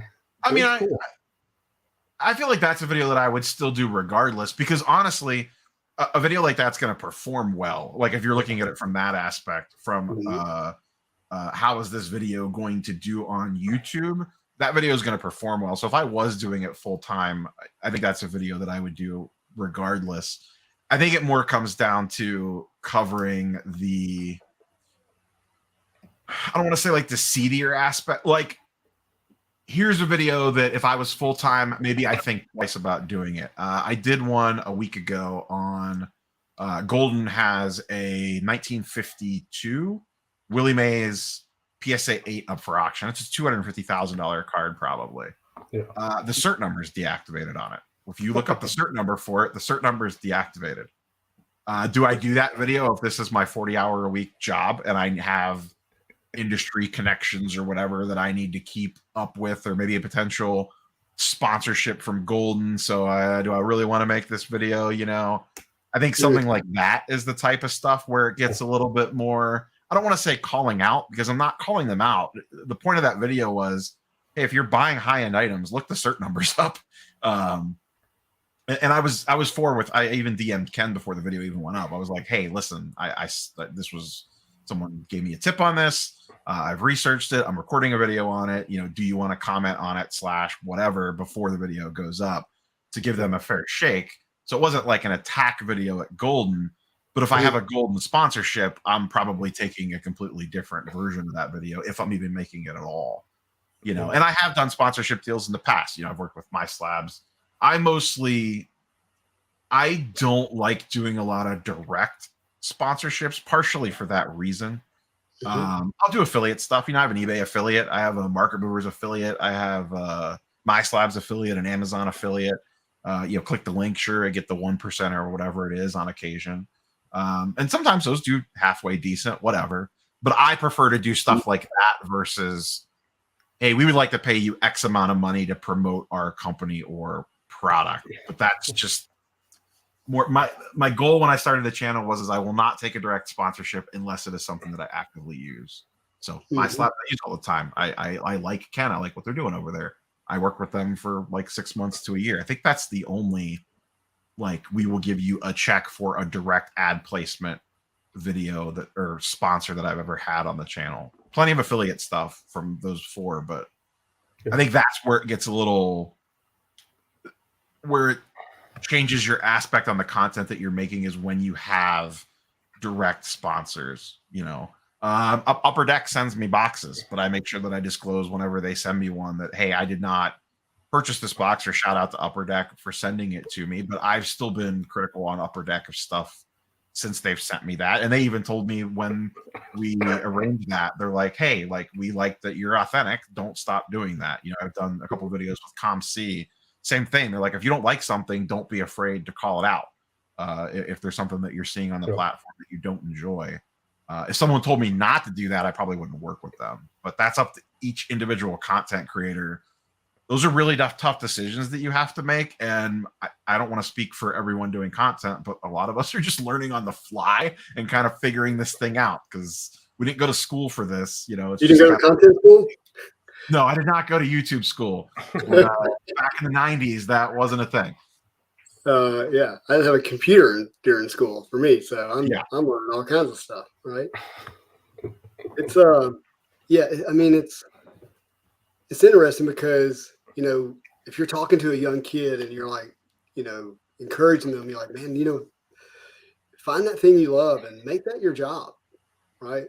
And then if what you love is a particular hobby or collectible, and there's a way to expand your ability to provide for yourself through content, like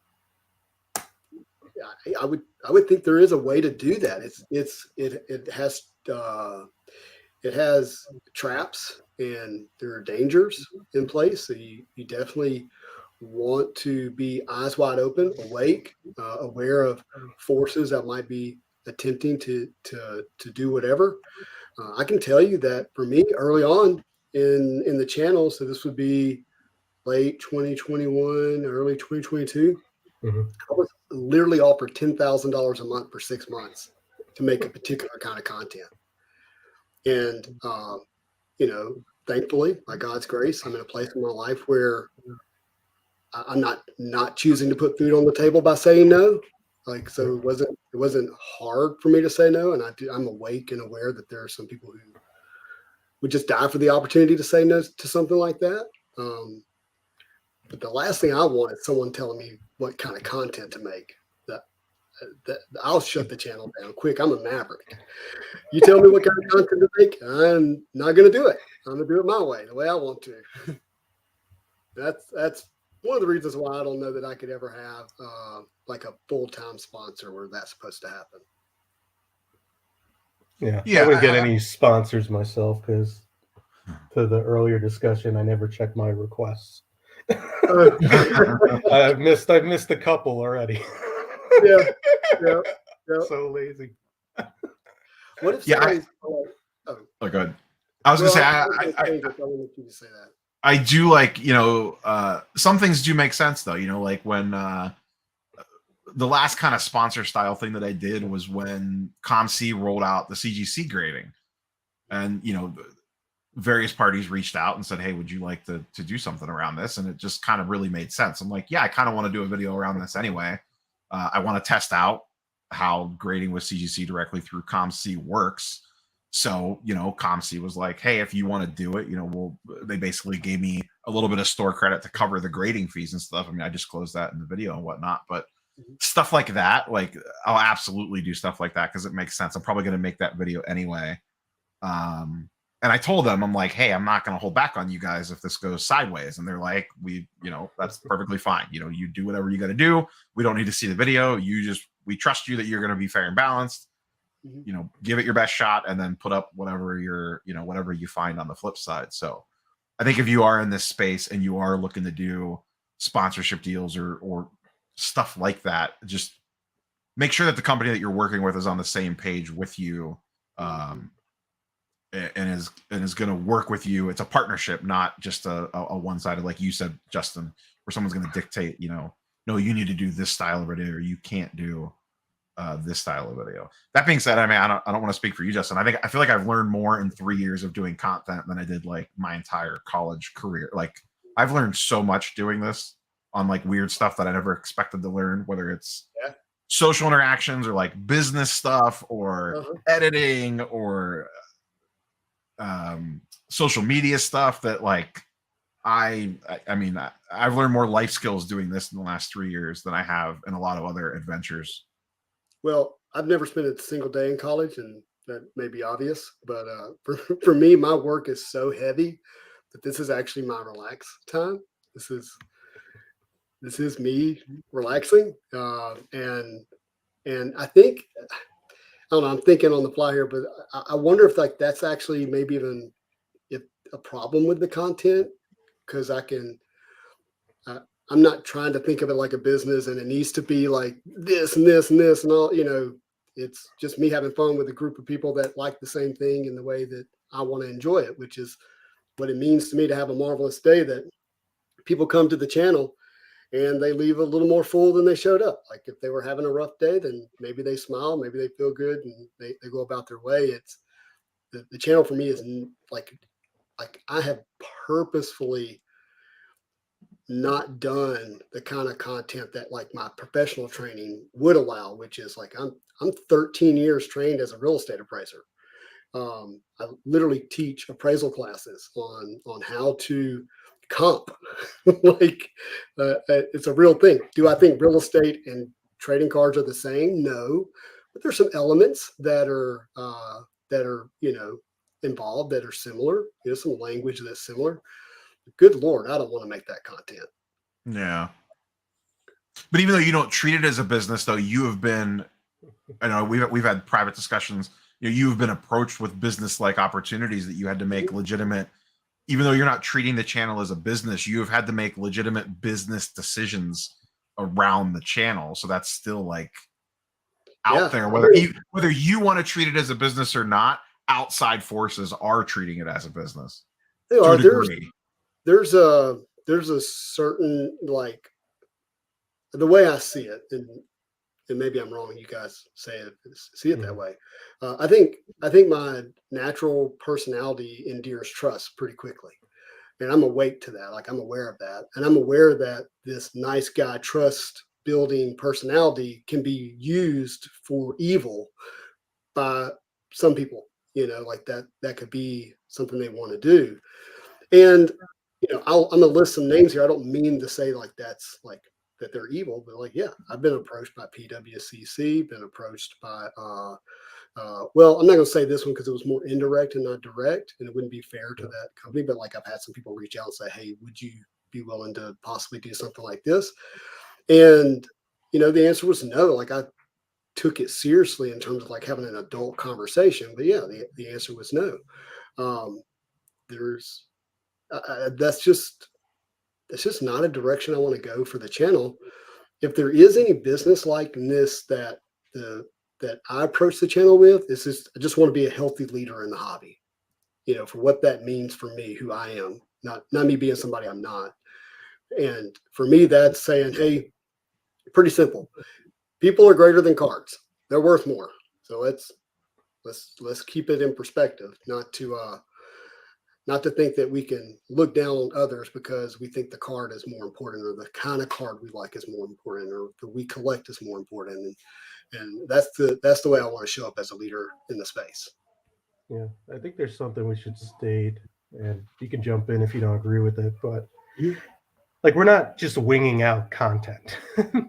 I don't want people like who are watching the stream to take that away from this. Is like, because we're not business planning. I'm sure we're still doing planning at some level. Like I go into like beginning of any calendar year, and it's a little bit different for me because like there's some analysis I want to cut out. I want to knock out the way. There's conventions I want to try to get into and present. So it'll be along the lines of like, okay, here's like the 3 things I want to accomplish this year, like planning out. So it's not like, willy-dilly, like no one turns on the camera and it's just like, yeah, I'll figure out something to talk about.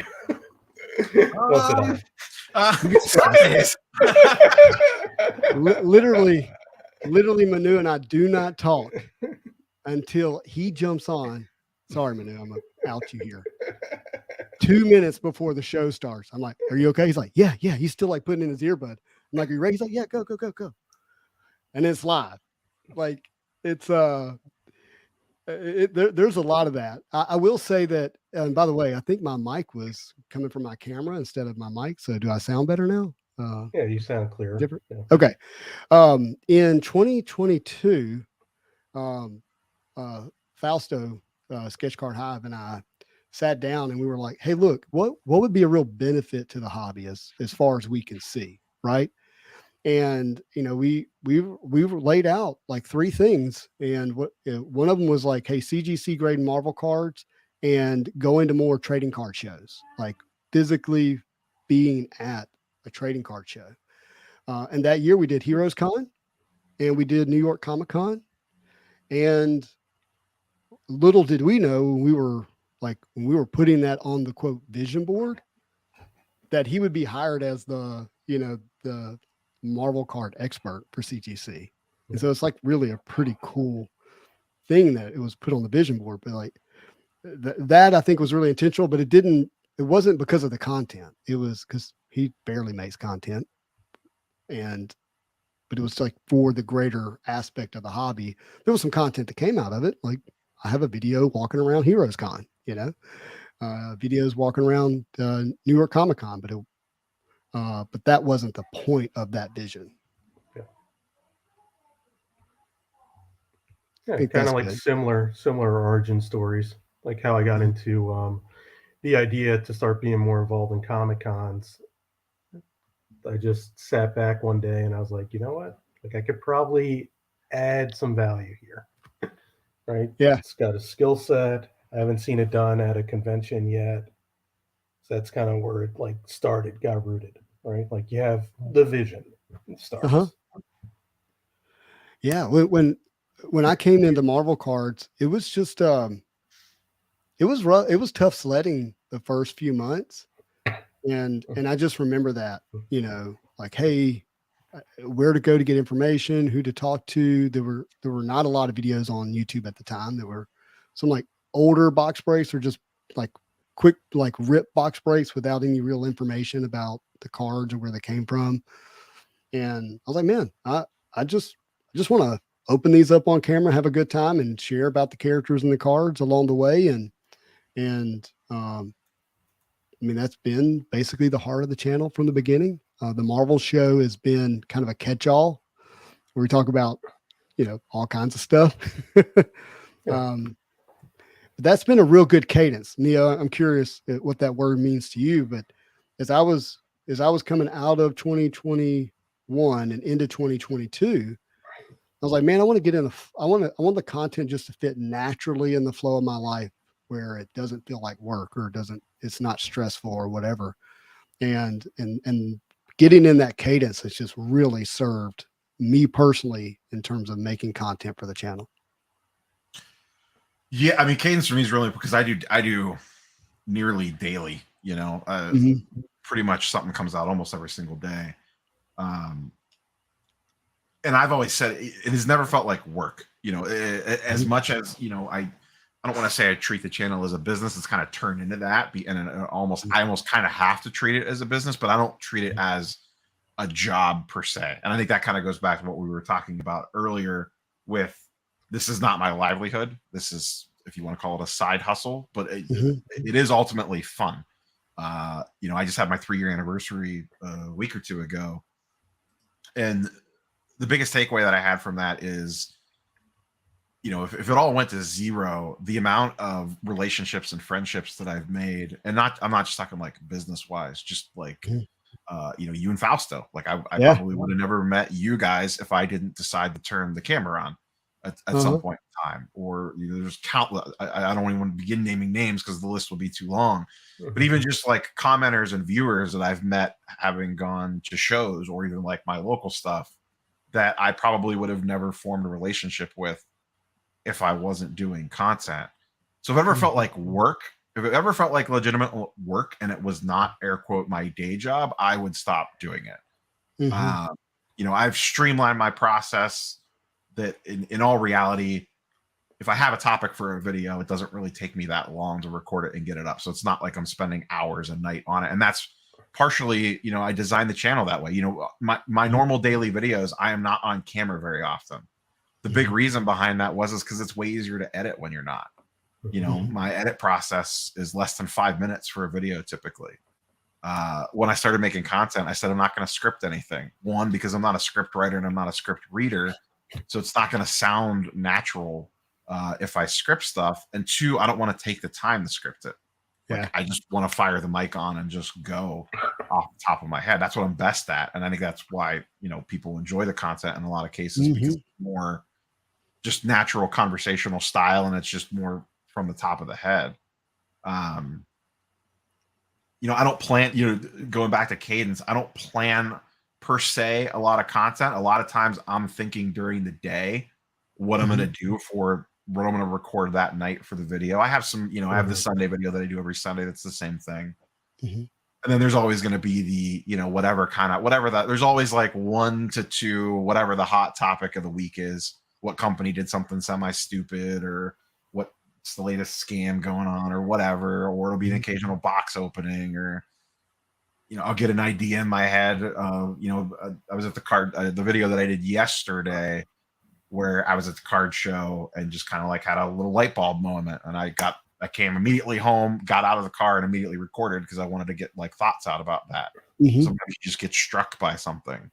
Part of the reason I do daily is because I'm worried if I just took like a week off, I'd be like, I'd almost fall out of rhythm, I guess. And it's almost, I've said this before, it's almost like you get kind of, I don't know if you feel this way, Justin, you almost get a little addicted to it in a weird sort of way. Like, no, I need to get a video out today. Like it gives you like a little dopamine hit. Yeah. You see those, you glance at your YouTube analytics and you're like, oh, cool, this video is doing great today. People really like this one or whatever. But I don't know. There's definitely a little bit of that to it for sure.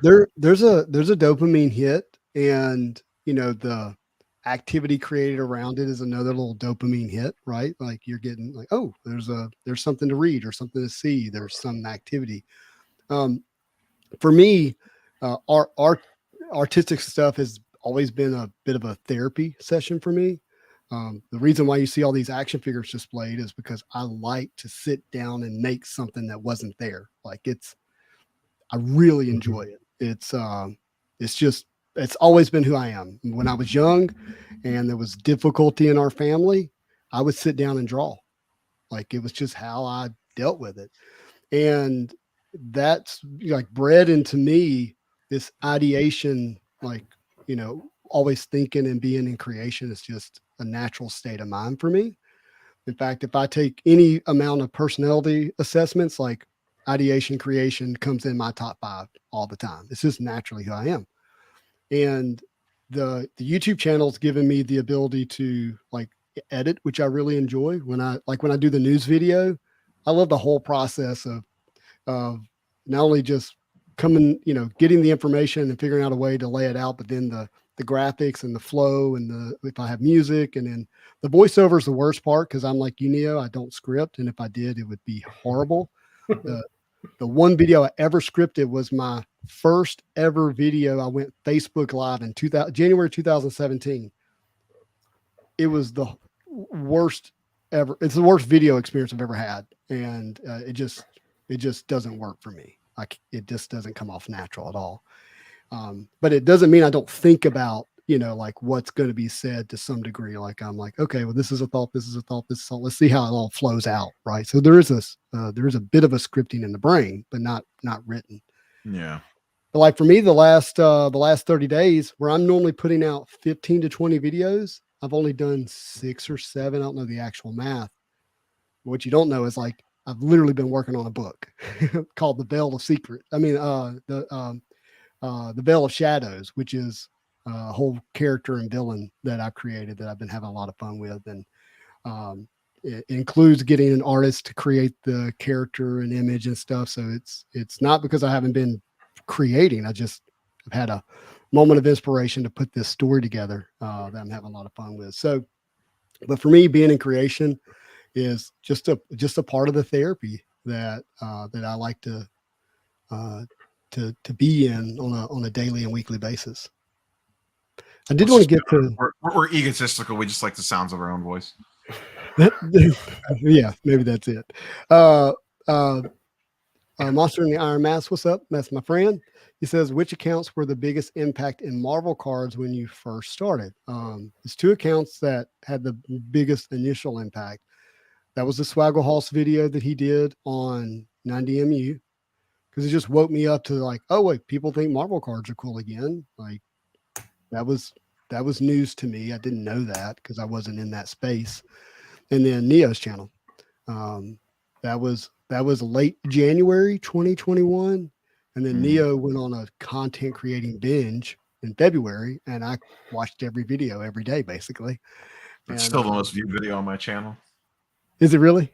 The first Marvel card, the first 90MU Marvel card video that I did is still the most viewed video on the channel. It's like 40 some thousand, I think. But to me, then this is not a slight against you, Neo, but you're like the only channel that I think, you had the one Swaggle video, but I don't know anyone else that was like regularly making content that January and February.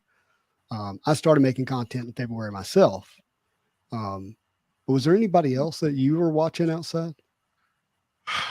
Oh boy, I don't remember what I had for lunch yesterday. Okay. Videos too. I'm sure there was someone, so I don't want to like slight anyone by saying no, I was the only one putting out that style of content. I'm sure someone else was, and I may or may not have even seen it. For me personally, that was just right knowledge base, right time, right place, because that stuff got hot, and those were all cards that I collected when I was a kid. 90MU got popular off the get, and that 91MU were literally my childhood, going to flea markets and hunting for those cards. Yeah. So I had the knowledge base of the set, but because I normally, a bulk of my content is sports card content, and what really kind of catapulted those were PSA 10 graded stuff. I mean, that's what it originated from. Lou and the guys on the Card Talk pod mentioned 90MU coming out of, I'm trying to piece this together from memory, coming out of one of the Dallas card shows, I think the December Dallas card show that year. And that kind of got the ball rolling on it. And then, like I said, I had the knowledge base about the set, but I also understood the grading aspect of it, which the Marvel card people understood the set, but Marvel card grading, and please correct me if I'm wrong, Justin, the way I always understood it was grading in Marvel cards back then was not, people did it, but it wasn't to the level that it is. It was today. at a much lower scale between, like, say, sports cards, or I think, I can't speak for TCG, but like how many people collected and graded. The scale of how many people were collecting and grading was much less, is the way I understand it. Yeah. So I had the grading aspect, like I understood how the PSA process worked, how to evaluate a card to send out. So I did that initial video, and I was already doing like, the market style videos, which no one was doing. I don't think anyone was doing Marvel card content around, what prices we're doing and what boxes we're selling for and stuff like that. And then I was able to do the follow-up videos. Like, I ripped a box of 90MU because everyone, the thought process behind 90MU was, well, there was 1 million of these printed. There'd be PSA 10s are just going to fall from trees. And in some cases, there's a lot of PSA 10s out there even to this day. But when you look at the number graded compared to the number of 10s out there, it's still pretty skewed. I did that box opening where I'm like, let's see how many gradable cards we get out of a fresh box, because it's probably not as many as you think.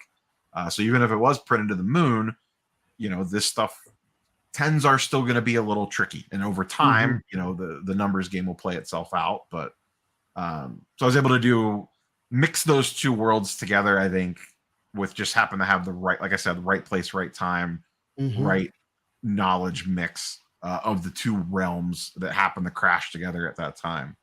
And then there was that rise, and then things kind of chilled for a hot minute. And then, there was the second wave with the PMG madness, because that really didn't happen until the fall of that. Like, that was like almost a full 9 months after the 90MU craziness, when like that SpiderMan PMG went for whatever it was when the movie came out. That weekend the movie came out, that first red sold for an astronomical sum of money.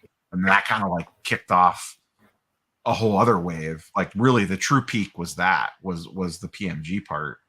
The initial wave was like really focused on that 90s stuff. And then it kind of blew up later in the year from there. Yeah. What's interesting is you're mentioning 2 data points that I actually use in my Marvel Analytics panels. And keep in mind, I'm not trying to put like a negative sentiment around it, but that PMG holiday November period, I call it out as, we're not going to analyze it. It's because in data, it's an outlier. I show expanded view of Terra Peak on the screen. And then we call out the 90 MU at the beginning. Now, what I use that for is a control group. For Mhm. everything that you're talking about, how you identified that it was a set that could be gradable, right? Is that the popularity of the characters, the images that are in there, understanding, centering. You know, some people might see the print count as a negative, but if you look at TCG collectors, right, like that's printed to the moon. And for analytics, it was an ideal control set out there because 90 MU always sells. You just search it in TerraPeak, search it in any auction house. There's going to be 90 MU sales. Now, it's not always going to be, you know, like going upwards because of the print count, gem now catching up depending on the character, like you mentioned. But where it's really helpful in is understanding the incremental impact, right? So you mentioned also, you know, the PMGs was around the time the SpiderMan movie came out, you know, and then that SpiderMan sale happened. You can take cards that aren't in 90 MU or characters that aren't in it, compare it to 90 MU during those time periods. You'll get a percentage high or low. And that's where you start talking about impact of Marvel. So, Mhm. like I said, no negative sentiment around it, but PMGs, unfortunately, can't look at it for multiple reasons. Also, just the attractiveness of it, the scarcity of it. Like you can't analyze something that, like everyone wants to talk about the green sales, right? Yeah. But I can't analyze something that there's only 10 Yeah. of. Right.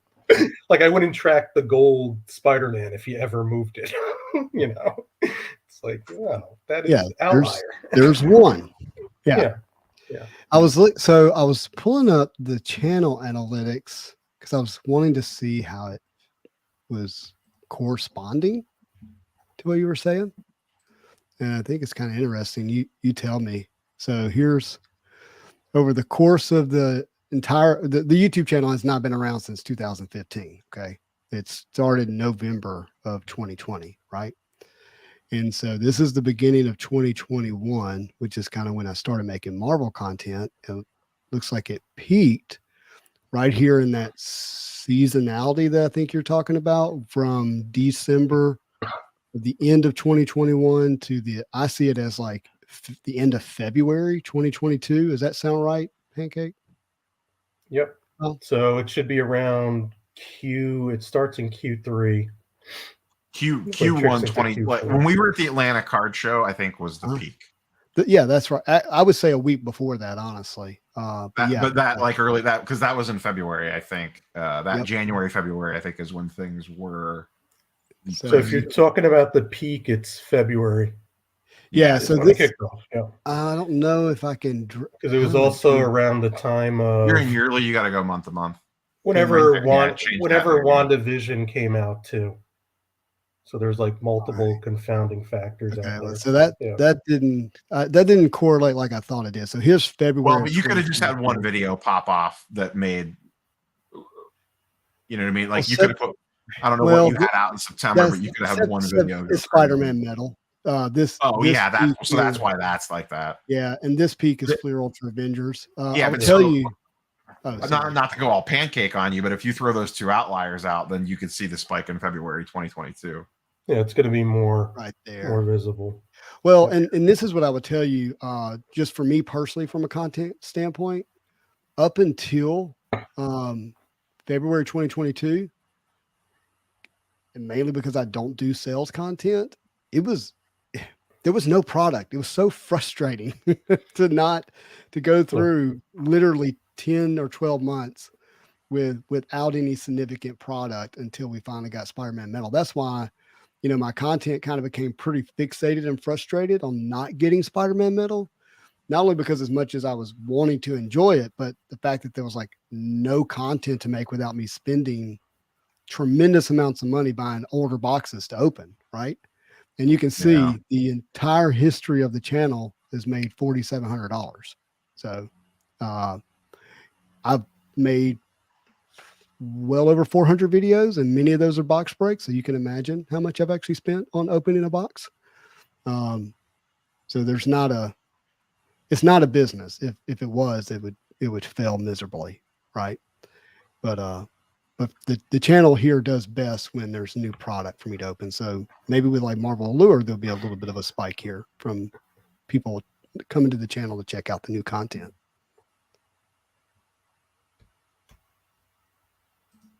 Yeah, we got a lure in a couple days. Yeah, I think I may have mine by the end of the week. That'd be great. Don't waste too much money on Black Widow. It's gonna be fun.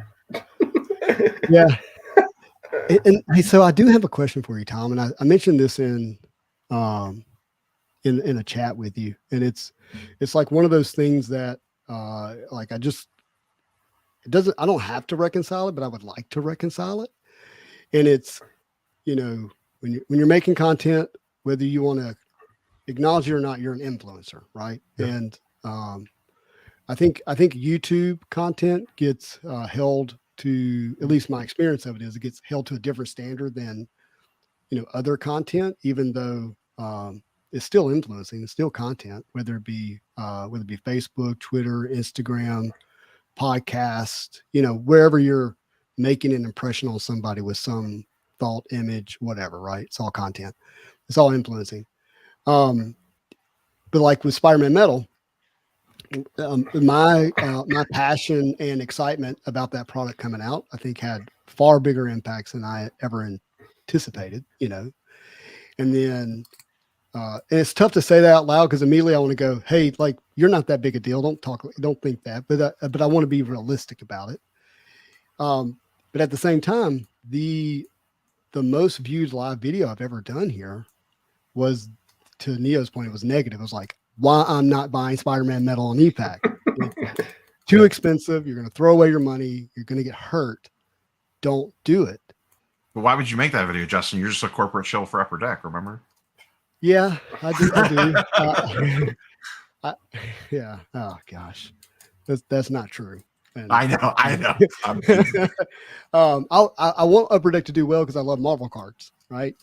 But that means they also need to hear, some tough things too. And one of those tough things was the way I saw that was going to hurt people. And look, I get Upper Deck's doing the best they can, whatever that means for them, right? But man, like almost no one took my advice. Like,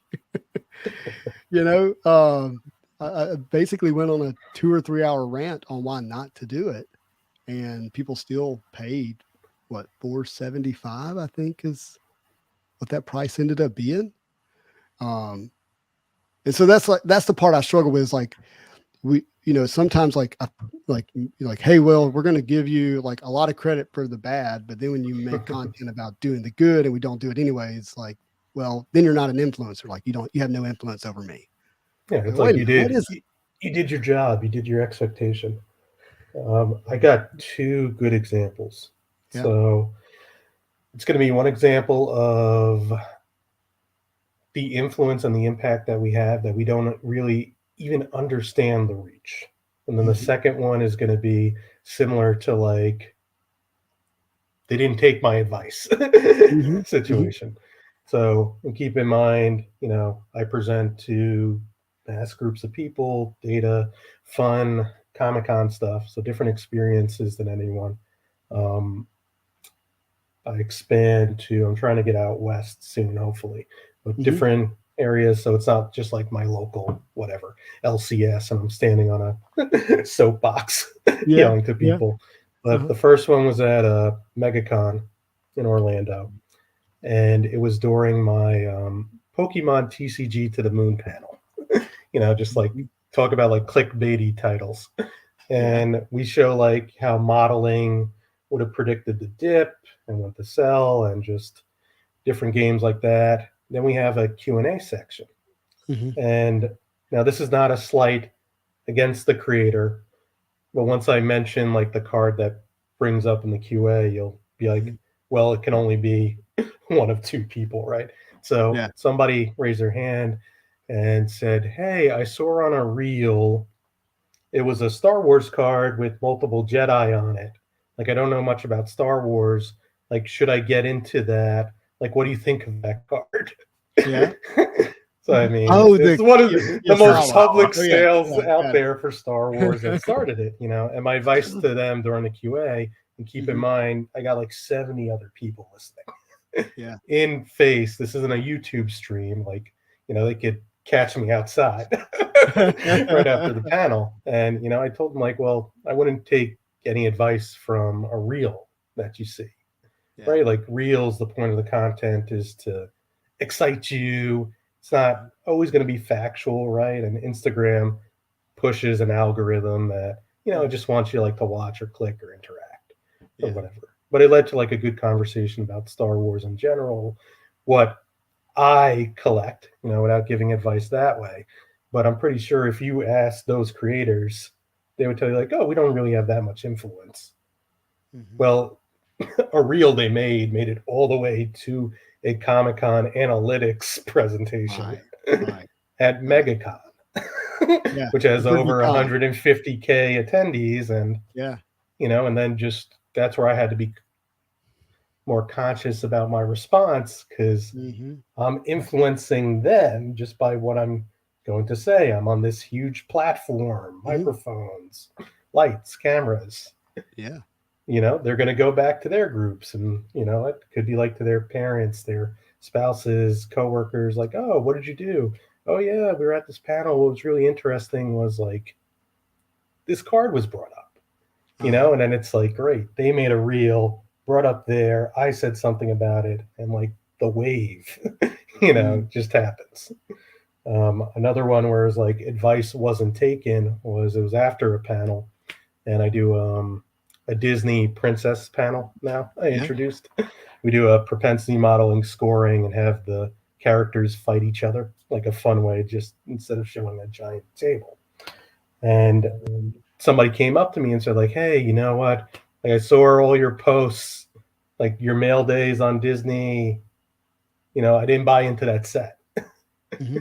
Right? And you were being like transparent on the price and everything. I didn't get in, and I should have listened, like, hey, is there another set? And I was like, the reasons why I like that set, because it was price right, price was right. Yeah. License set, you know, it's like Disney Prism. And the price was right. Like, I can't like identify a set like that in data, especially a new set. You got no data on it. So it's the same thing. Now, to your SpiderMan metal story, I was in your DMs and I told you about like, oh, you know, I collect Ghost Spider for Natasha. Yeah. You know, what would you do on it if it was your daughter? And you told me don't buy it. Like, save up for the individual card you want. Like, do not go chasing this set. Right. And one of the points you brought up is like, you don't know when the pre-order's coming in. Do you really want to put all your resources into that? Yeah. And then like hit rates, it's not going to work out for you. Well, then condition ended up being bad. And then some of the cards that, you know, I thought were going to be there, the big one being Amazing Fantasy 15 cover as a PMG, which I would love to own, by the way. You know, however you feel about PMGs, I would love to own that card. It didn't exist, even though the high series had every other character's basically first appearance on the cover as it. And that was a huge disappointment, but it was something that seemed to make sense it would likely happen, right? So it's tough, man. It's in the moment, it's sometimes tough to know what exactly to say because if you're like me and you don't think you know it all, right? And then hindsight goes, well, duh, that would have been cool to like say, because now that I have additional information, right? But we don't always have that ability to have hindsight. We do have a question for you, Tom. Pancake, correct me if I'm wrong. You have talked about the CGC slab game analytics. I'm not sure what that means, but maybe you do. The game analytics, not really sure about that one. Is he referring to just Marvel cards or maybe CGC? I mean, I've done analysis on graded video games, but because I think CGC games now, don't they? Yeah, if it's graded video games, I have not. I do a gaming panel, but that is more of, it shows a recommendation engine on which video games you would like based off of a survey. So I don't touch anything on graded games, though. Hey, I do want to touch on this comment, if that's okay, from Derper Derper Doo, Yeah. my buddy. He says, love Justin's videos, but the one I didn't really care for was the DJ Steve Aoki video. He basically seemed to have no interest and barely flinched when he hit a green PMG low scorpion. Aoki seemed bored. So, disclaimer, Steve is my friend. What level of friend am I talking about? He was courtside at the Celtics game last night, and we were texting because he had the weird Dora the Explorer monkey shoes on, and you could see him all over the screen, right? He's actually become someone that, and we don't talk daily or something like that. Don't hear that, but like we casually text, and I'll check in on him, and we've had some really personal conversations that are not necessarily connected to the hobby, so to speak. And I can tell you that my experience of him is that he actually really does like Marvel cards. He really collects them. He has full like master sets and kind of things. And at the same time, like I'm really awake and aware that the way he reacts to things would be kind of like if I only ever ate 5-star dining and then somebody put a cheeseburger from McDonald's in front of me. Like it's not going to be the same reaction that I would have to a cheeseburger because he's just so used to a totally different style of collectible. Like he has like a $2 million statue in his living room, right? So a trading card, he just has a different response to. And I'm not trying to defend him. I'm just saying like, he's just different. He's not me the way I get excited about. Well, by the way, I opened nearly 60 boxes of SpiderMan metal and never hit a green PMG. So I would have got really excited about any green PMG would have been nice. Yeah. But I do think it is different for someone like him. Yeah.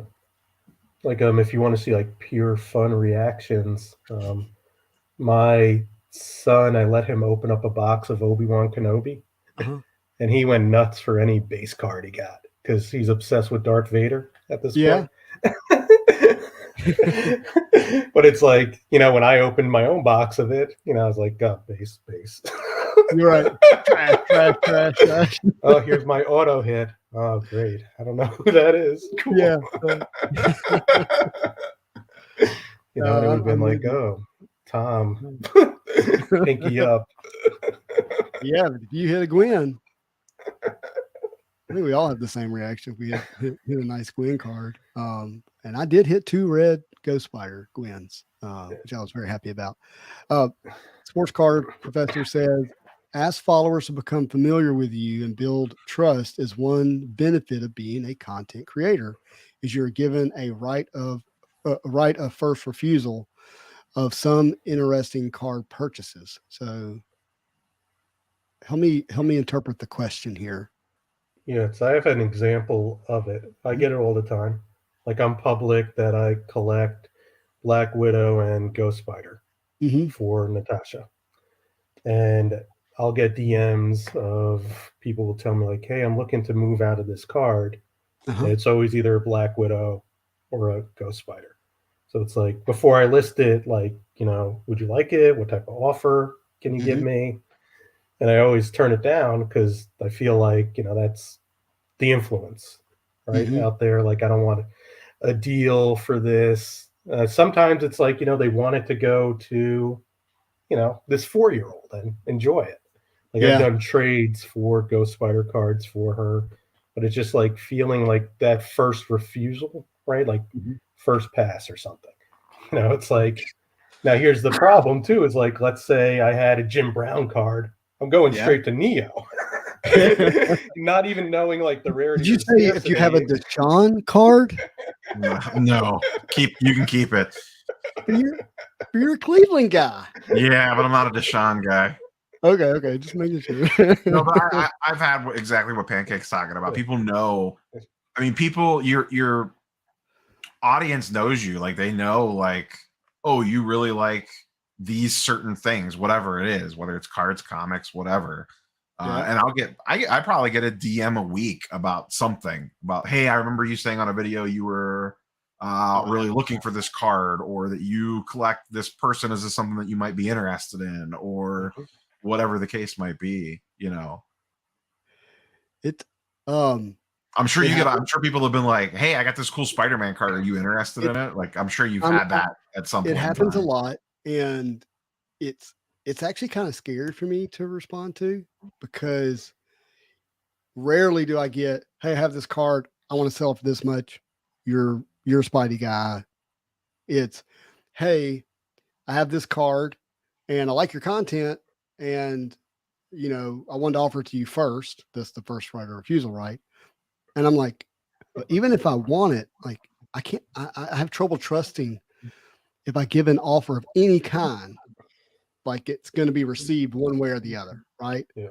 And it's not a card that, like, maybe I'm looking for. And so I'm like, you know what? Like, you're welcome to, like, tell me what you'll take for it, and then I'll make a decision. But honestly, I'm not interested. Like, that's generally how that conversation goes. But it does swing the other way, where I get asked to pay a lot for stuff because I'm so public about what I like, right? Yeah. And but I would say that's more rare than the other, because people are generally very kind, and they're like, "Hey, there's a card that you like," and they share it. But it almost never turns into me making a purchase if they don't give me a price, because I just would hate to make an offer that, like, let's say it works for me, and they're like, "Oh, that's cheap. You shouldn't, and you never know how it turns at that point. I can already see the Instagram post. That Spidey hits Yeah, lowballed me. That's how he operates. exactly. Yep, exactly. And I'm like, even the appearance of it, I don't want any part of. I'd rather just, the truth is, I got enough cards. Like, I don't need another card in exchange for the potential of that situation. Yeah. I mean, But that's a when good risk you bring up too, is Mhm. like, how transparent do you want to be on what you're trying to hunt too? Like right now I'm trying to complete a rainbow. It's from Galaxy Chrome, the latest Mhm. Galaxy Chrome, so Star Wars, and it's got Darth Vader and Luke Skywalker on it. Mhm. So my son's named Luke after Luke Skywalker. Oh, that's So I cool. try to collect as many cards where they're fighting each other, or Darth Vader aside, Luke aside.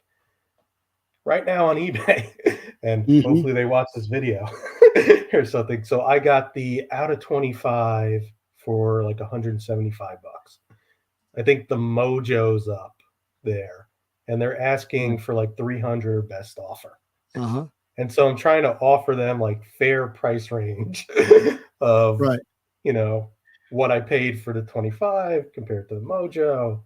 Uh-huh. But it's like I've made it public out there, like, okay, I'm trying to complete the rainbow, hoping that Mhm. like somebody might come up to me and be like, hey, buy this. But you know, Mhm.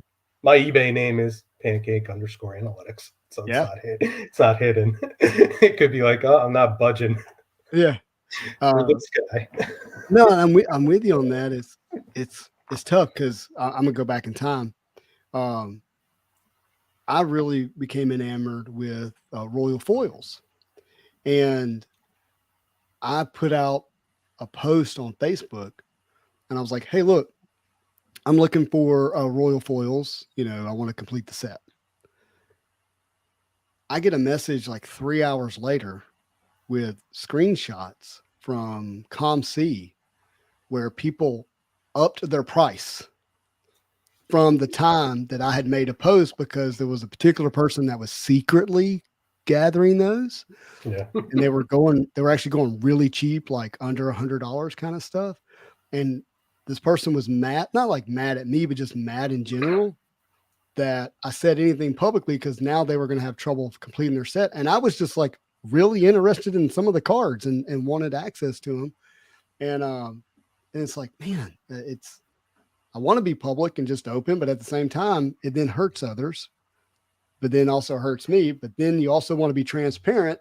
And it's like, what do when and how, kind of thing do you do? It's, if you cast pearls, to swine, they turn and trample them and you at the same time. It's like, well, I meant good, but now the thing that I thought was good in myself got killed in it. Yeah, that can be a fine line to walk sometimes. I've done on some of the Star Wars autos, like I chased a Pedro Pascal auto for a year, and then I chased a Harrison Ford auto for a year. and I was public that I was chasing Star Wars autos. But I wouldn't always get specific on the exact character, specifically on the Pedro, because those rarely come up because you only signed in 1 year Stellar. The Ford I was a little more public about because they're more abundant. You know, that you can't corner the market on a Harrison Ford Stellar. There's probably 300 of them or whatever, you know. Whereas the Pascal was a little trickier. Those, you know, you might see one pop on eBay once every 6 months if you're lucky, for actual reasonable asking prices. So I was, you know, tried to be transparent of, hey, I'm going after some high-end Star Wars autos. You know, that's what I'm kind of, because people ask, hey, what are you hunting? What's the next thing you're hunting for or whatever, without being like, oh no, I want the blue out of 40 of Pedro from 20, whatever, you know. So sometimes it can be a benefit though. You know, I remember, I think when Metal first reached out, and I'd have to look back at my DMs, someone DM me and was like, hey, I hit a Spider-Gwen red PMG. I don't collect her. You know, here's what they're currently going for. I know you're probably going to want one. Like, can we come to a deal? And that's how I got the red Gwen that's on my desk. So, you know, I think it's going to hurt you sometimes, and it may help you out sometimes too. All right. So I got a reverse example.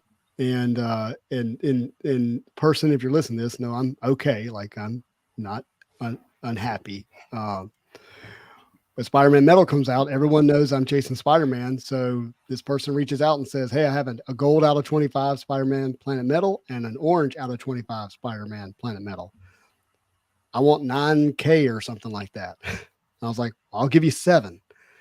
And you can now get those cards for less than $1,000 graded. And I paid $7,000 because I was so public about wanting it. And, you know, anyway, so I promise the pendulum swung more that way for me than it has the other. Yeah. Which is not fun, but it happens. Spider-Man's also a tough one to PC. Like, my son loves Spider-Man, but I am not going all in on it like my daughter would go. Gwen's a tough one. Gwen stuff. Now Gwen is typically like one tough. of the most expensive characters. Now, I bet you if you rank Spider-Man Metal PMGs, she's probably in the top 3. It's probably Spider-Man, Venom, and her. I would think so. It would make sense to me. But just to let you know, like, what was in my thought, you know, I chose not to go into EPAC, but I had saved some money for EPAC. And so I was like, you know, I'm just going to buy the Spider-Man cards I want and put that, like, I had put all these cards in PWC to sell to go into EPAC. I thought EPAC was not going to, I thought it was going to take 3 months to come out before it did, but it came out in less than 30 days after physical. And so the time I had to sell to accumulate even more funds, like, none of that happened. And then the price was like double what I thought it should be. So I was like, you know what? I'm just going to buy what I want with the money that I have. And so I overpaid because I was just like, let me get it. And, you know, it was out of 25. And I was like, I don't know that I'm going to get another chance at it. You know, I wasn't sure how that was going to play out. You know, they ended up being not as rare as out of 25 would entail to me. But that was what was in my mind.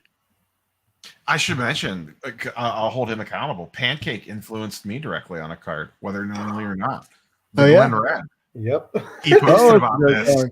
And I'm like, that's a really cool card. I'm like, I need one of those. And actually, I was looking for one of these because I opened the box and I knew this insert was in there. I did not realize the rarity of the red specifically. And then he posted about it because he picked one up for his daughter. Yeah. And this was the same time I was doing the ComC CGC grading video. So I specifically went after one of these on ComC, and then I happened to get the pristine 10, luckily enough, when I sent it in. This was a bought raw off ComC and submitted directly through Com. I never had this card in my hand until it was graded. Yeah, so that one's super short influencer. You influenced me into buying the red. I think I even DM'd you. I'm like, I had to get one of these after you. Yeah, I was going to do the positive influencer spin on that story, Neo. Wow, I was look at this. We're both Gwen collectors, and we helped out. And because I wanted to Gwen my story, and then when you pointed out the rarity of the red, and then I looked at it, and I'm like, wow, those are actually really hard to track down, and they are relatively reasonably priced for the rarity. I hit the Peter Parker red.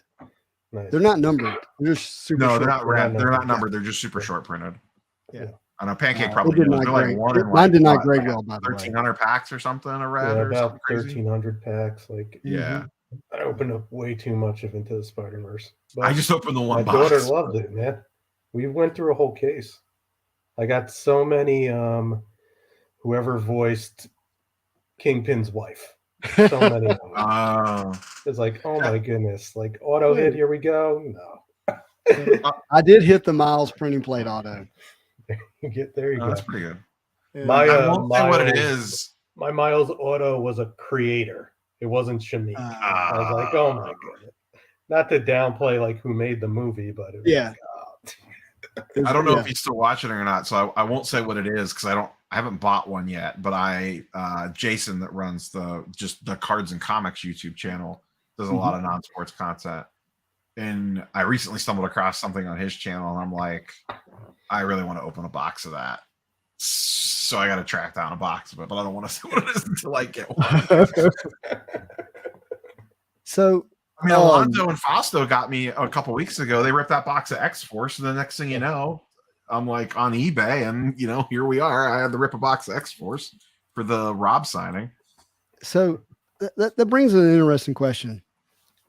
I'll just talk about it while you two are here. Like there are words I think that are like I call it tingle in the flesh. Like they just kind of get people, I don't know. It's like watching a scary movie. Like, why would you do that? Well, it's because it makes your flesh tingle, right? It's a word that's being used as like, hey, there's these Illuminatis, right, that are out there. What does that mean to you? And like what creates an Illuminati? Like what makes something, someone, some group, some whatever Illuminatis? Oh man.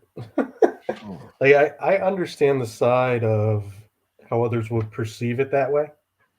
Like I've been in that boat like a couple of times. I mean, like, oh man, that's kind of weird. Dude, there was that chat. It was around like the PMG time.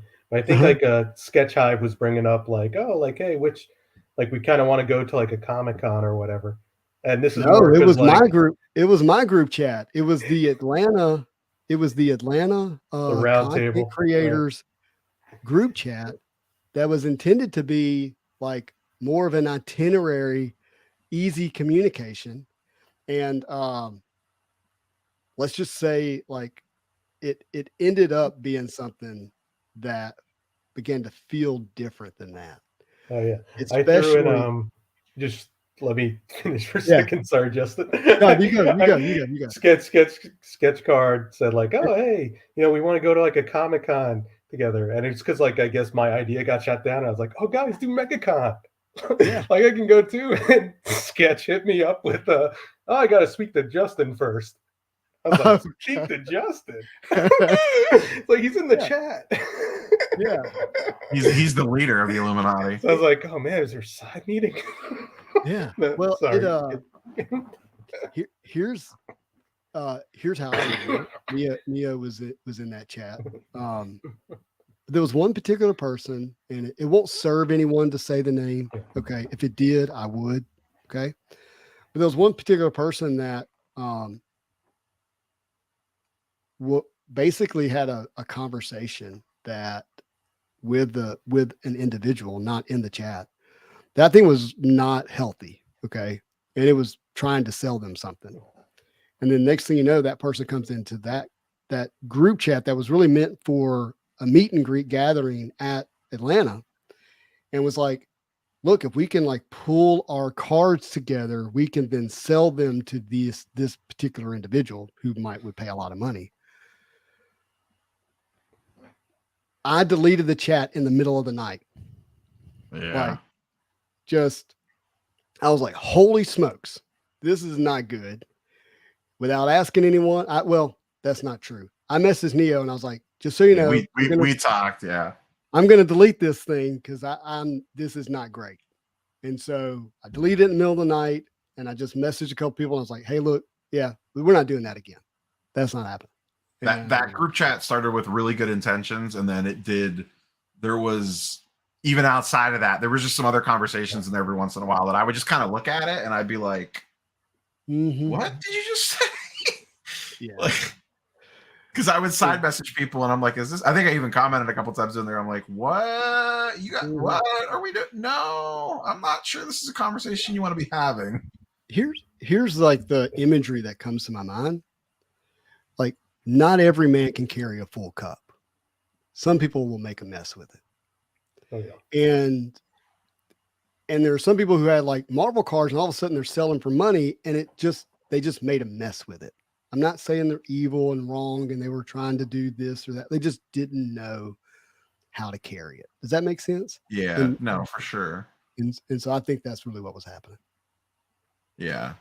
There was a lot of, not a lot. I mean, generally speaking, there was a lot of good that came out of it, just from, like you said, like from an organizational perspective. Hey, let's all, because that was when, I mean, a benefit that came out of that was that organized kind of everyone going to Atlanta. And like, I got to meet a lot of you guys for the first time in person because we kind of organized around that. It was like, hey, I'm going there. Charles is going. Fausto's going to be there. Flipping Steve's going to be there. You know, that's the first time I ever met Fausto. Well, hold on. What am I saying? That's the first time I met everybody in person. Like, there wasn't anyone that I met there for the first time that I didn't meet for the first time in person, which is still some of my favorite memories. That night at the dinner table, well, I got to meet your lovely wife. It was still a lot of fun. Yeah, we were sitting right next to each other at dinner. Yeah. But if that's an Illuminati, that was a terrible Illuminati. It was not very good. There's got to be a better organization out there than that one. Yeah, that appropriately got closed down. I don't know how long that chat was actually alive for, but yeah, I think there's like a lot of played a certain way, and you definitely made the right decision to a lot cut of the like cord on that one.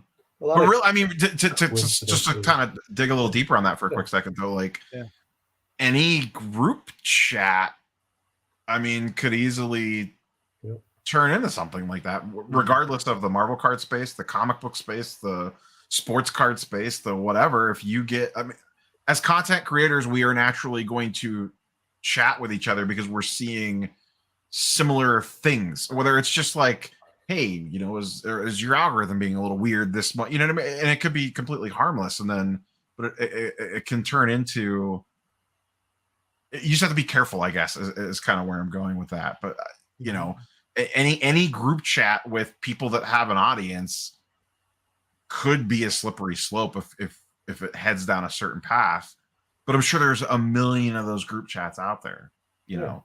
Yeah, just think I about had it. one for the national. I mean, it never got nefarious at all. The first national that I attended to, I made one and invited a bunch of different content creators to it, just for kind of a similar thing, like an organizational aspect of like, hey, I need a guest for a video. I'm free from you. This would be a spot, but everyone could post in and say, hey, I'm recording. I need some. Anyone want to hop on for something or whatever? And it didn't end up panning out. It kind of just died on the vine. But you know, anytime you have a group chat like that, I think it could turn weird very easily. I mean, go back to the hobby before social media. And go back to like when we were in high school, you know, just collecting with friends or siblings. If I did that now with like my brothers and high school friends, right, and we did a chat, and then we all get into like an insert, because that's what we would do in high school. It's like, oh, we're gonna chase, you know, this new Topps Chrome set. High school, a lot of memories coming back trading. I traded a Kobe Bryant, a finest rookie once that I pack pulled to my older brother for an Iverson because I liked Iverson better at the time. You know, and probably like the older brother influence, right? Yeah. But like, imagine if that chat happened like in social media realm, and then my brother had a channel, friends had a channel, you know, and we just talk about like what we talked about in the chat. Like, what's the difference from when we used to do it at the LCS? Yeah. Right? Like, trading. I think it's even more dangerous. I mean, you know, Justin, your Discord is pure heart and pure intention, but I'm sure that there's chats that happen in that Discord that has even if they're 100% honest, just creating an excitement around pick whatever product that you want. You know, a couple people start talking about upcoming release. Oh, this looks really cool. Check this out. Oh, look, the checklist got listed.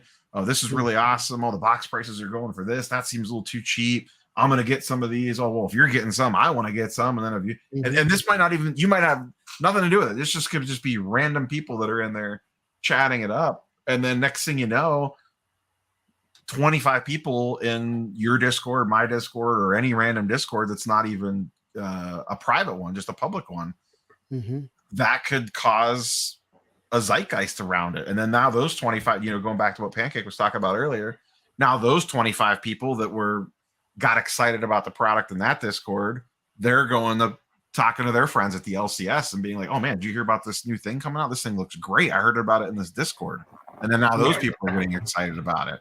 The next thing you know, what started off as 3 people sharing a checklist and a sell sheet for a product in a Discord is now all of a sudden spiraled into this. I got to clean up one thing you said. It's I heard it in Spidey's Discord, not this Discord, and so then it turns into that, you know.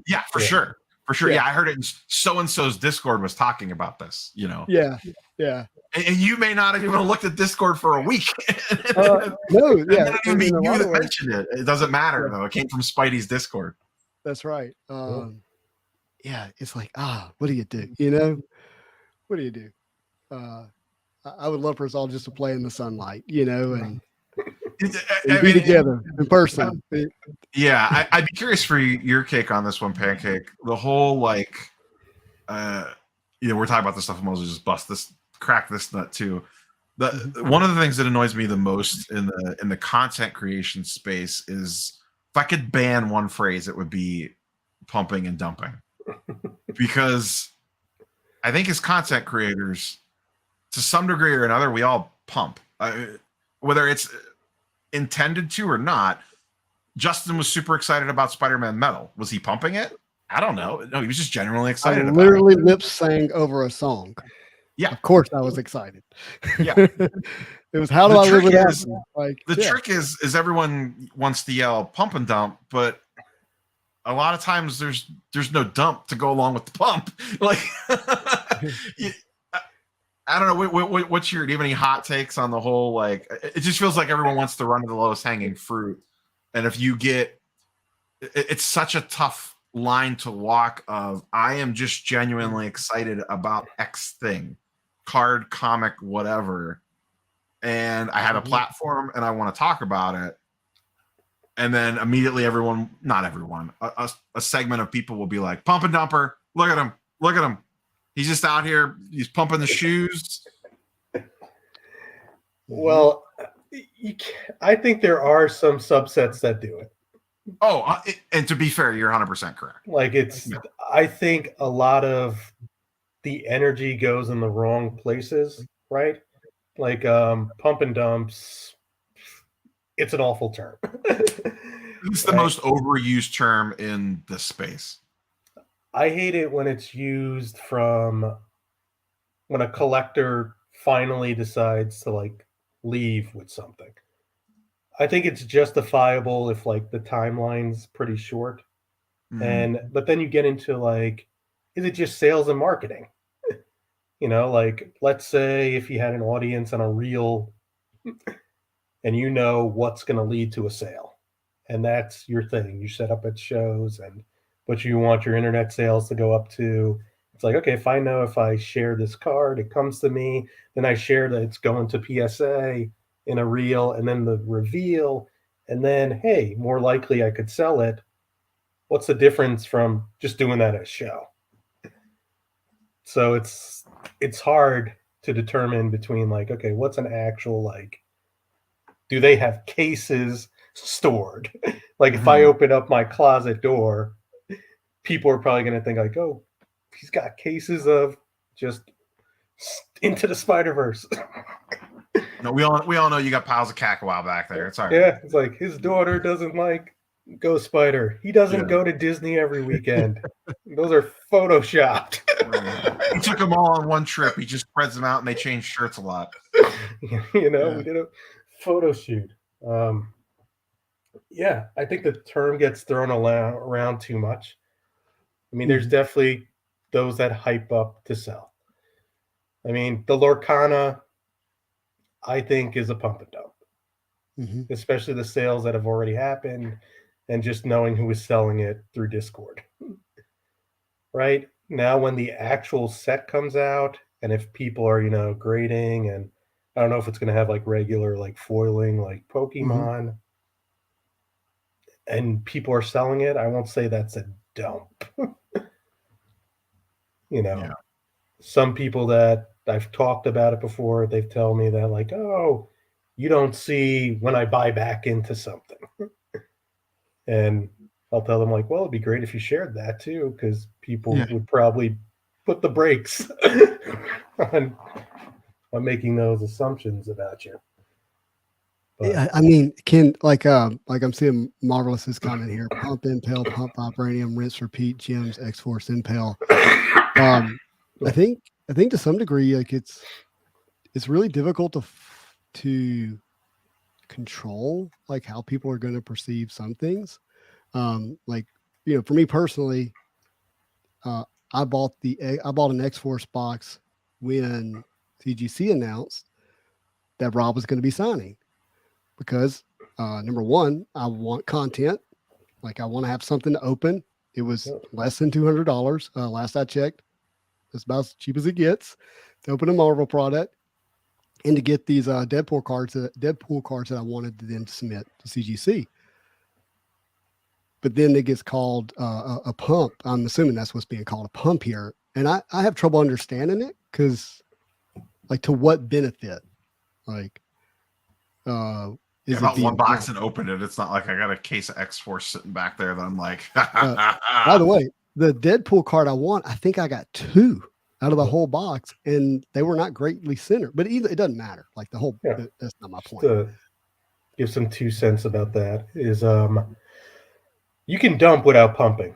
And I think that's kind of what Victor's kind of hinting at is, and we talked about it before, is like the domino effect. Like, let's say, and we'll use like Disney sets with me. Like, say, like, hey, I share something, or I'm excited about this set.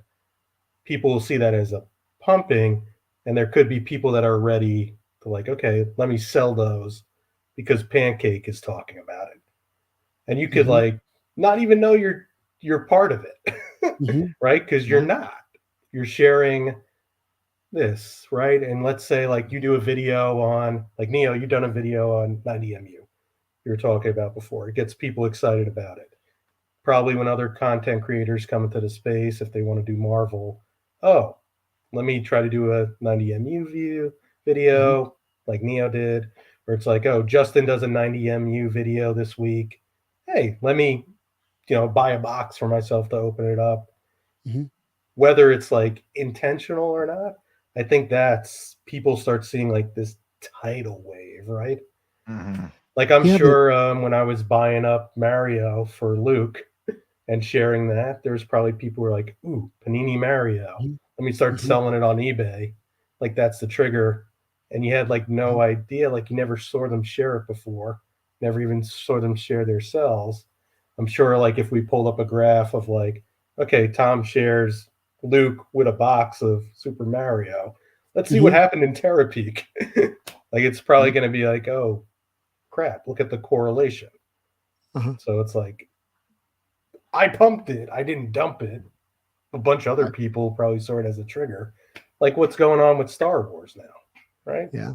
Like, how many people have got into Star Wars now just to sell it, but they didn't do the whole reels or anything? But like, you point the fingers at the person who did the reel. Got you. But he'll tell you like he's not dumping because he's not. Right? So I guess that's I get, so like, just the start of the show was like, hey, like, when someone makes a comment, to be able to look at it in a way to learn from it, right? And take away, what would be useful to upgrade as a content creator in a desire to make healthier content if possible. So how do you take like a comment like this, pump impel, pump vibranium, rinse, repeat, gems, X-Force impel, and like if you hold that this wasn't a pump, this was entertainment, and like, hey, look, if you're gonna send cards to Rob, like here's a cheap alternative, right? How do you read something like this and it not feel like they're saying they know your motives? Does that make sense? Well, I hope I laid out the example before, but it's like, don't take it personal. I understand like he's on the stream and he's watching, and Yeah. he is pointing out what he feels like, in his opinion, were sets where it happened. Well, I'm, Like, I'm asking how to learn from it. Yeah, how to learn from it. It's Mhm. You're balancing the line of how much transparency you want to put out there. It's like you want people to be excited about collecting, right? Uh-huh. It's one of your goals, everyone's goals who's on the stream right now. It's Mhm. how do you do it and be cautious to like these hold a value. You can just list it on eBay right now. Mhm. It's a tough line to walk. I mean, maybe you can go back to like career. At least my career will do like retro. Mhm. So a retro is like pretty much at the end of a sprint cycle. A sprint cycle, like especially when you're in like analytics, software development, or you're Mhm. building any type of product, you have a retro on like, okay, what could have you done better? And you're doing it in like a public forum. Mhm. You know, if it's something you really want to address, maybe do a video on it. You know, like, oh, here's kind of what happened with this Mhm. set that I talked. This wasn't my intention, you Mhm. know, but, next time, like, this is what I can do to make it better, and kind of put it on your audience too. Like, what can you do to make it better as well? Mhm. But then it's all crazy talk because you can't control who's selling stuff out there. Yeah. You know? Yeah, there's so many unintended consequences that you don't even think about when Yeah. it initially. Like, I mean, you laid out the example just a couple minutes ago where it's like you might not be the one that's dumping, but because you created the zeitgeist around it, someone else is going to jump on that opportunity. And there's no way to ever know that. Will you Well, when you define actually post zeitgeist? the video. Like people maybe like me and not know the definition of that word. Excitement, Okay, basically. Yeah. got you. You know, you put the You mean like spotlight on it. a spike in excitement is what you're Yeah. saying. Okay. Yeah. Because I'm excited about it. Like what the exact example that we gave earlier about like the chat in Discord.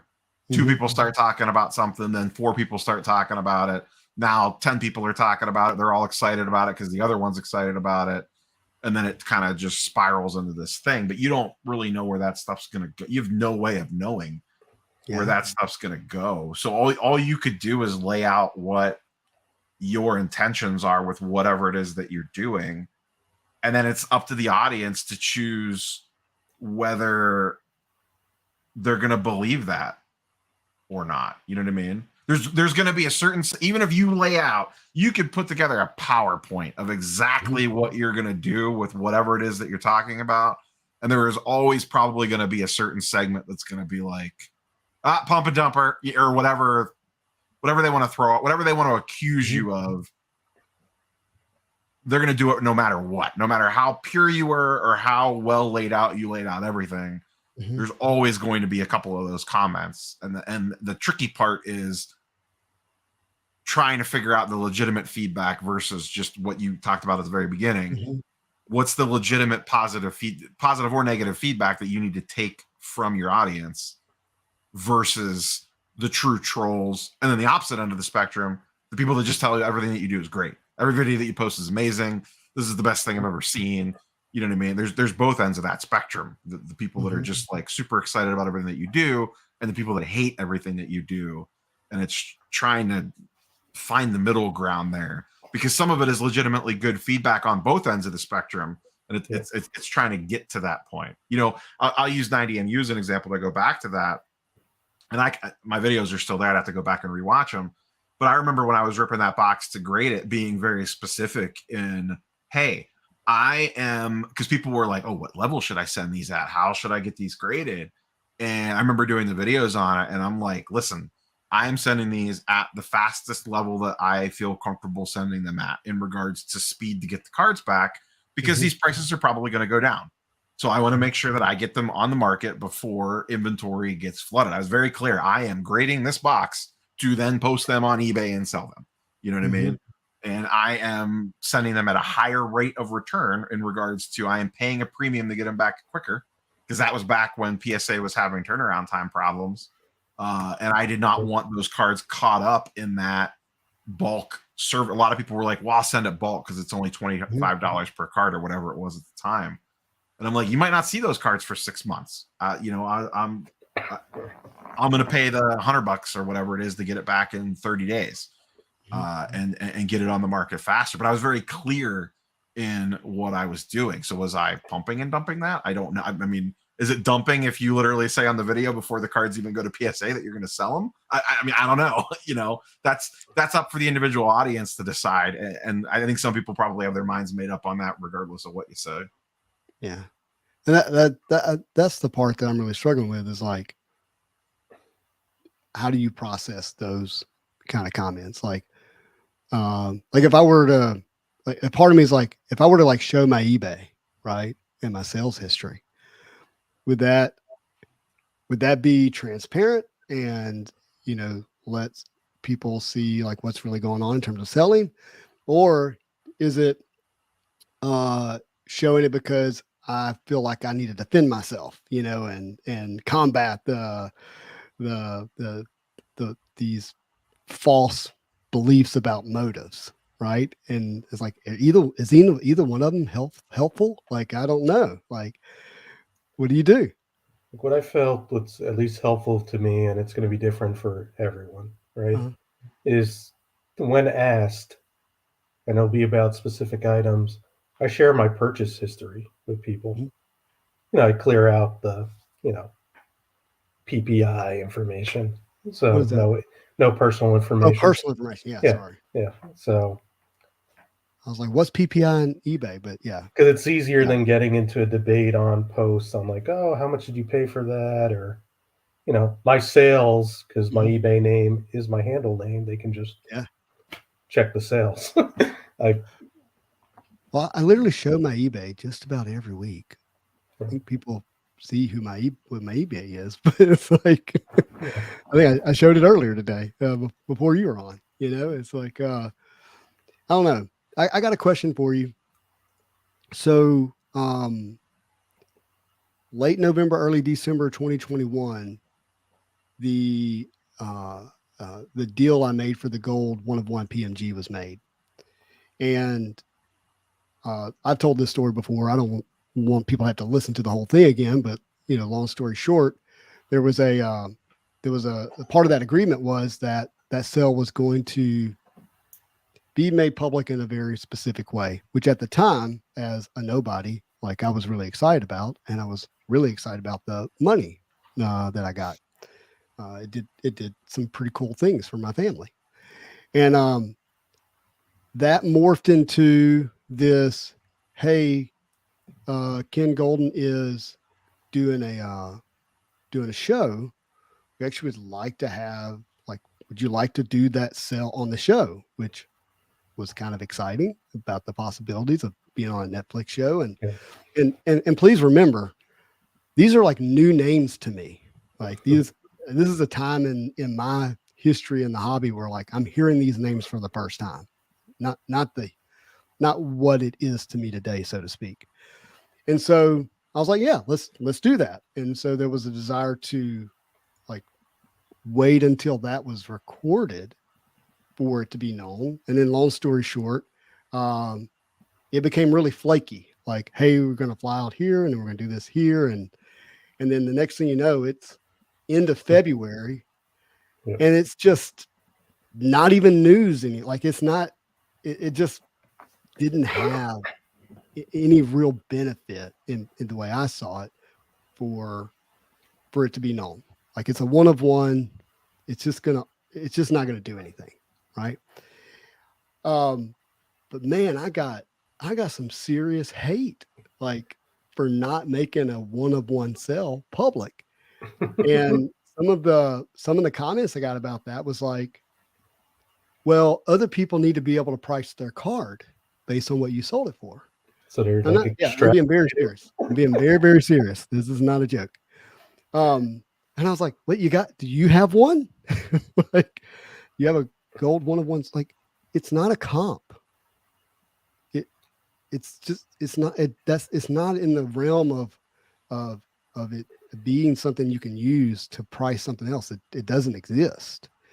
And then it didn't help that I got clickbaited by Jeff Wilson at the card show, where he's like, what's this worth? I was like, I don't know, but the green one just sold for this. He goes, out of 10, this is 110 exit right there in front of, and there was nothing I could do about that. It just happened.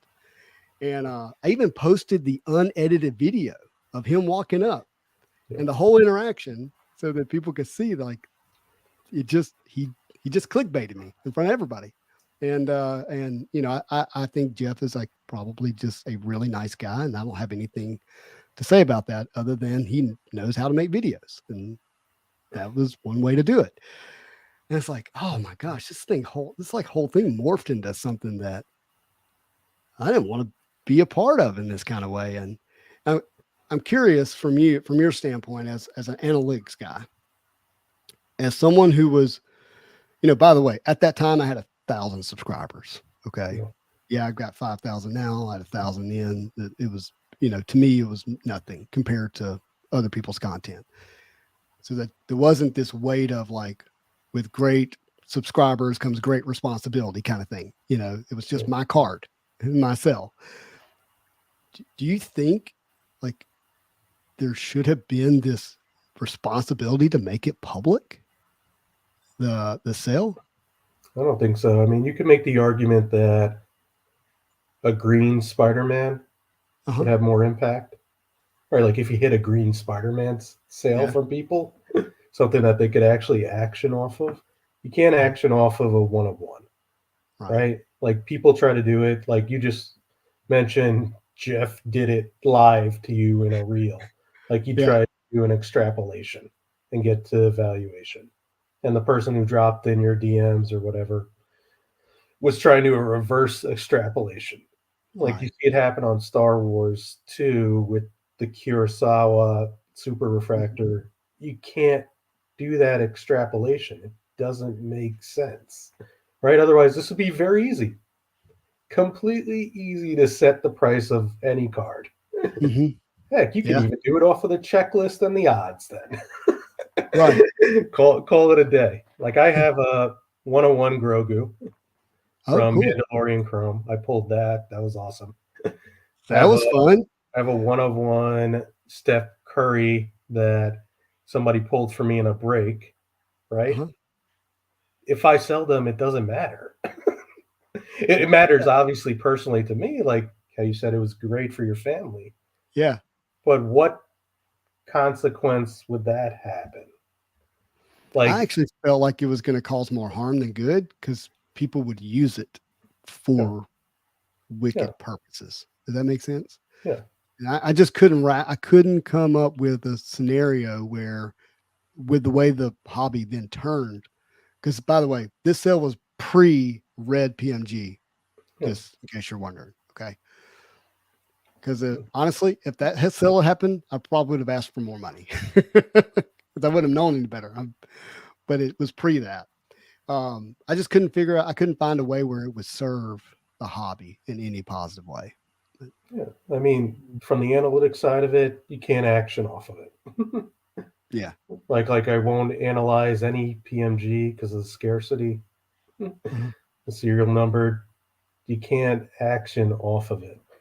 Now, where I can see the flip side of the coin, if you made that your whole personality, was this one card. Yeah.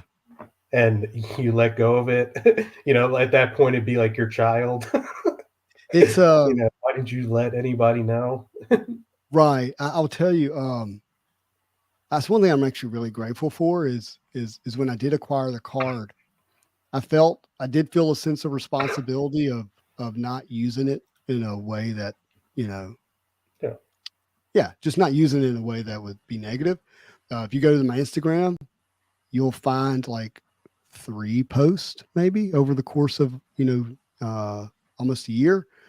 If you go to my YouTube, you'll find 2 videos, 3 if you count the unedited Jeff Wilson video, which is really not about the card, but I was just like, oh, when I saw his video, I was like, this has got to be out there because I want them to be able to see how that video transpired. But that was intentional to not overly use it in a way that would create more clout than I deserve because of the card. It's just a card I happen to own, right? Yeah, I mean, worst case scenario, and I see where you're going with it now. There could have been reckless buying behavior because people would not take into context how rare that card is. And they would just think like, oh man, anything PMG at this point. Right. It's like when a first edition Charizard PSA 10 sold at the height of the pandemic. And all of a sudden people were just like, it's got the first edition stamp. Quick. Let's grab up as much as we can. Flipping grade, sell. A lot of people got burnt doing that. Yeah, for sure. Yeah. Anyways, appreciate you letting me ask that question. And not that I need validation. It's what happened. But it was just really, it just felt so weird to get some of the comments I got about, because it was just weird. I couldn't understand it. I was like, why does anybody need to know? Me and the IRS and my wife. That's all who needs to know. Any other questions or thoughts related to, how to be a positive, healthy influencer? And let me define influencer. I think anybody that's on any social media is an influencer. Okay. Just because you don't hit that 100%. If you, to point back to Marvelous Pack's meme, which just really landed with me sideways the day that I saw it, like that's influencing. Like it's still influencing. And if you're putting somebody's character in question, like I do think it's important to have some facts to back it up and not to be, how would I say, not to be flippant with it, even in the humorous, funny way, like to like really take it seriously. Because people, they'll look at what you go and go, hey, there's got to be some truth here, and then run with it in their mind potentially. Any thoughts about that?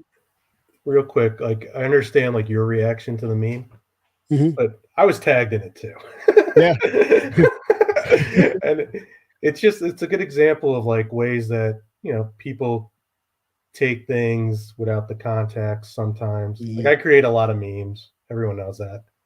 I use that Simpsons meme a lot. It's your meme. Like to me, it belongs to you. I target it towards like my IG feed, and it's really like a gut reaction whenever I do it. And some people have commented on it like, oh man, I hope someday I get to be a part of it. Like, wow, we made an impact to get Pancake to move a finger. Right. But the negative side is one time I made a meme. It was a bunch of SpiderMan pointing at each other. I'm talking like 20 of them, not just the 3 classic one, but same art style. And I put on it, collector, flipper. Yeah. I got bills to pay or unexpected hospital bill, and just everything that I was seeing coming at me, like people had reasons to sell and move out. A Pokemon content creator dropped into my DMs and said, just to let you know, like, I'm sick and tired of your insensitive memes. And, whenever I do a claim sale, I really have like a bill to pay, or I'm unfollowing you. Oh gosh. And I just explained to him like, sorry you feel that way. Thanks for letting me know you're unfollowing me, but you're kind of proving my point here. Like my point is that we're all the same. It doesn't matter the reason. Like that was the point of the meme, but it's hard to get to that context sometimes. Yeah, context is tough. Because even this is something I've like really worked to learn. Like if my wife says, hey, you talked to me this way. And I'm like, no, I didn't. That's not what I meant at all. It's honestly, who am I to say how she experienced it or how she remembers it? Like, I can't do that. So that's not fair. It's like, whoa, wait a minute. Like, okay, I apologize. And, what did I do to have you experience me that way? Because that's not what I want to do again. So like to Marvelous here, the 90MU video, which I think the reason like this bothered me so much is because I was like so intentional in the timing of it, the language of it, the tenor of it, the fact that it had nothing to do with like grading them. In fact, this is why they're important. And it's not great. It's like not grading and selling them. Like there was like so much intention around that.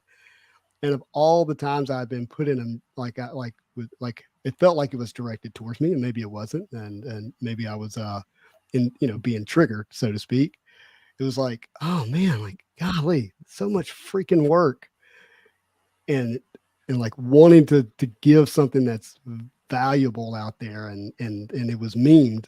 I just didn't understand it. And I don't know who's calling Marvelous names, but that's not right. And it's wrong.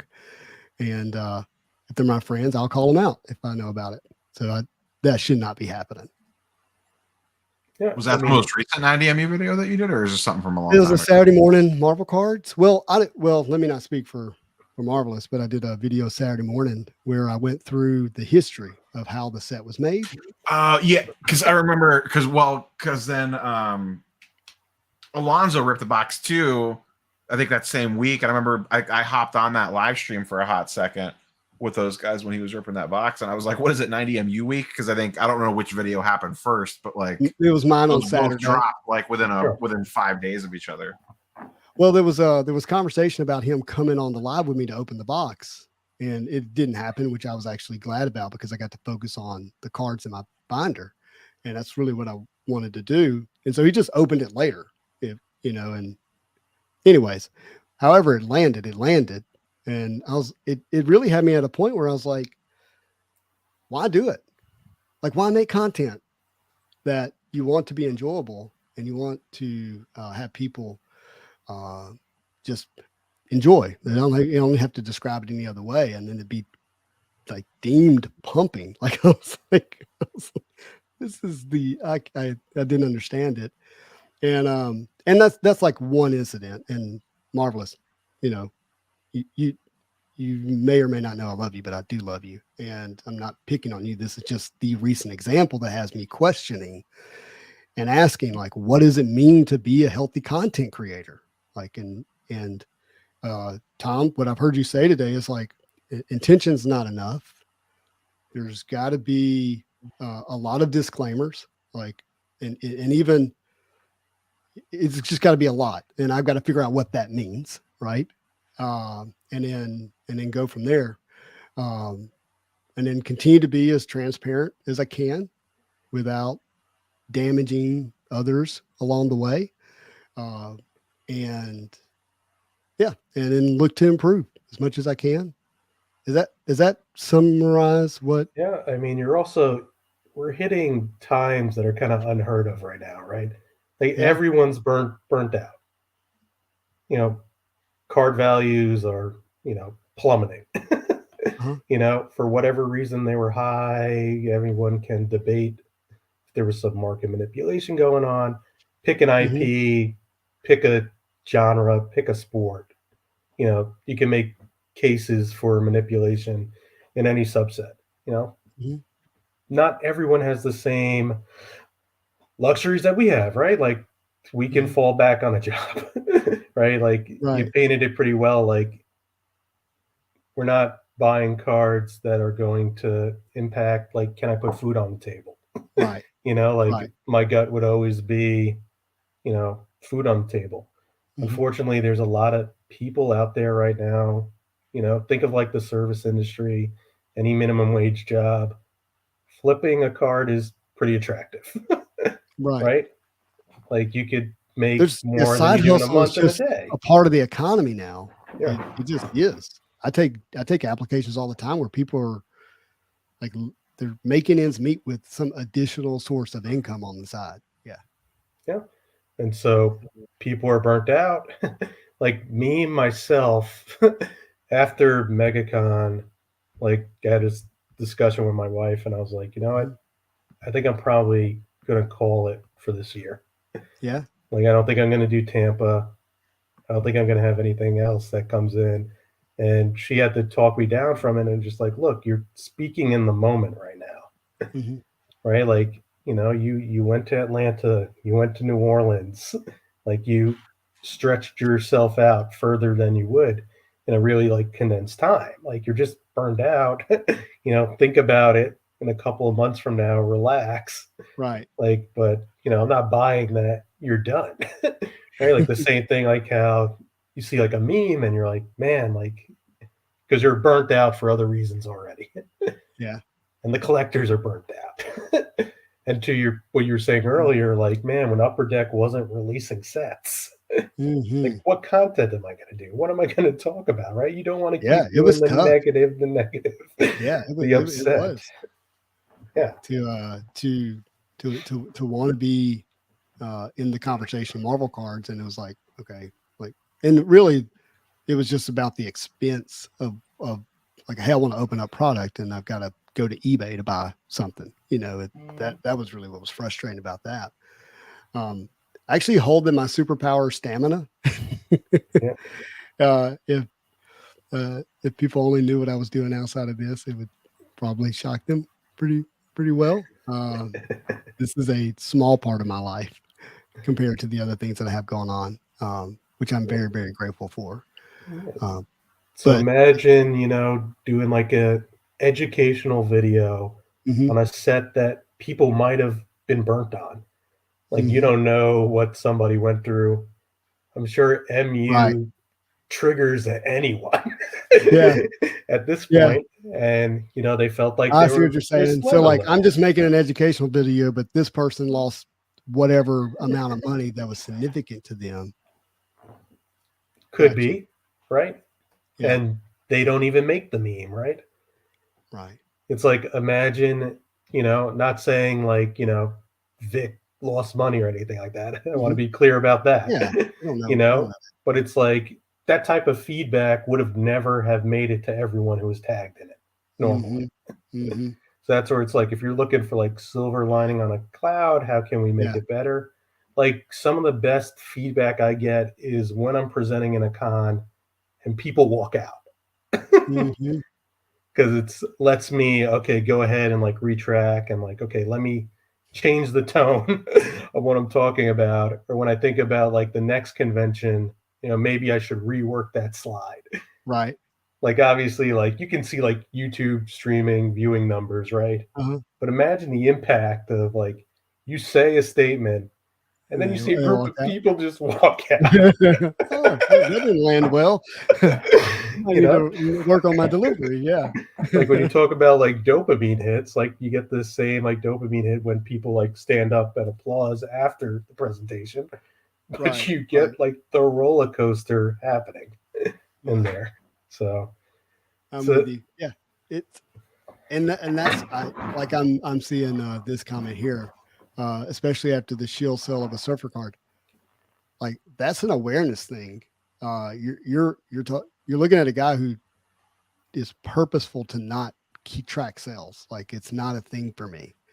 I don't have time for it, and I don't desire to do it. Which is why you don't see me pop up values when I'm pulling cards. Like I've been purposeful to not do that, and I've got friends that do it. That's their content. I'm not saying they should or shouldn't. I'm saying it's just not for me, right? And but that when you don't have that awareness, you sometimes don't know how people are then going to respond to it. It's what I hear you saying. yeah. Yeah. Well, look, I don't want to. We're at 3 hours. I told Neo it'd be 2, so he's been a trooper. I don't want to keep you guys on longer than we have to, but I do have my friend Rohan who's hanging out in the background. Hey, how's it going, guys? Man, we've been Rohan? having a conversation around what it means to be, a healthy content creator, and Happy to have Tom on to help with that discussion. Of course, Neo, as always. I really appreciate you, Neo. Love chatting and getting your perspective on things. But I don't want to keep you guys longer than you have to, but I also do want to hang out with Rohan for a little bit. So you got anything else that you want to add? No, I don't think so. I think we had a good wide-ranging conversation about a lot of different topics, a little in the weeds on the content stuff, but I think it was a good, healthy conversation to have, and I think it gives viewers kind of our perspective as well on, we're not. My general, we were talking about disclaimers earlier. My baseline disclaimer is I'm just an idiot with a microphone. I'm no different than you. I just happen to talk into a microphone and put it on the internet. Well, you're not an idiot, but I appreciate the sentiment there, your humility. So, we do got to do a giveaway, and we're giving away this thing that I was given, so which I think holds a CGC slab, but I don't know. I haven't opened it yet, and we're gonna do that now. So let's see who wins. This was hashtag pancake. And the winner is going to be Josh. Hey, Josh Comet. I already have your address, buddy. You win pretty regularly. So YouTube likes him. We'll definitely do that. So congratulations, Josh. I'll get this out to you in like the next couple of months. So my shipping's horrible. That's all right. That's why you entered your own contest, for the off chance that you won, so then you wouldn't have to ship it. Yeah, that's right. Dude, I'm such a bad shipper. It's not even. I literally just hired someone from church, a kid, to help me because it's so bad. I just don't want to do it. I got all this other stuff I want to do. There's all these weird little aspects of the behind the scenes of content, and I think like everyone has their like one thing that's like, I love doing all this, but man, if I didn't have to deal with this anymore, it would be great. Mine is thumbnails. I hate making video thumbnails. Oh, really? Oh, you can do that. I've learned how to do that now in like 2 minutes. I could get them done super fast. That's not the problem. I spend maybe 5 minutes on one tops. I use Canvana or whatever the hell it's called, and I have a process down. I can get through them quick. I just don't like the mental energy aspect of it. And at the rate you do videos out a little bit more, and they're super important, even though they shouldn't be, but they are. And it's like, I don't know. I just want to talk and upload it. Yeah. Don't you just need to do an open mouth picture? No, I hate that. I hate the whole like shocked face nonsense on YouTube. If you look at my YouTube history, there is one video that I ever did that for. Do you know what it is, Justin? Because you were involved with it. Oh, well, that was the content. It was whenever Scandell hit 5 PMGs in a box. Yeah, it was the 5 PMG box. That's the only time my face has ever appeared on 3 years worth of daily uploads is for videos. Does it have your highest view count? Video I let it slide for. Does it have your highest view count though? No, not even close. Well, I shouldn't say not even close. That video did perform well, but no, it's not my highest. It did well for like a short window. Like, yeah, justifiably so. That was a really cool moment, and that was like a crazy, crazy thing that happened to get 4 Can't believe PMGs Upper Deck let us do that, right? What's that? So I can't believe Upper Deck let us do that. Well, we got the loaded influencer box, so I mean, everyone should have predicted that. I was gonna see. Let's do. That video is definitely in my top 30, probably. But that's the only time I've ever used my own face on a thumbnail.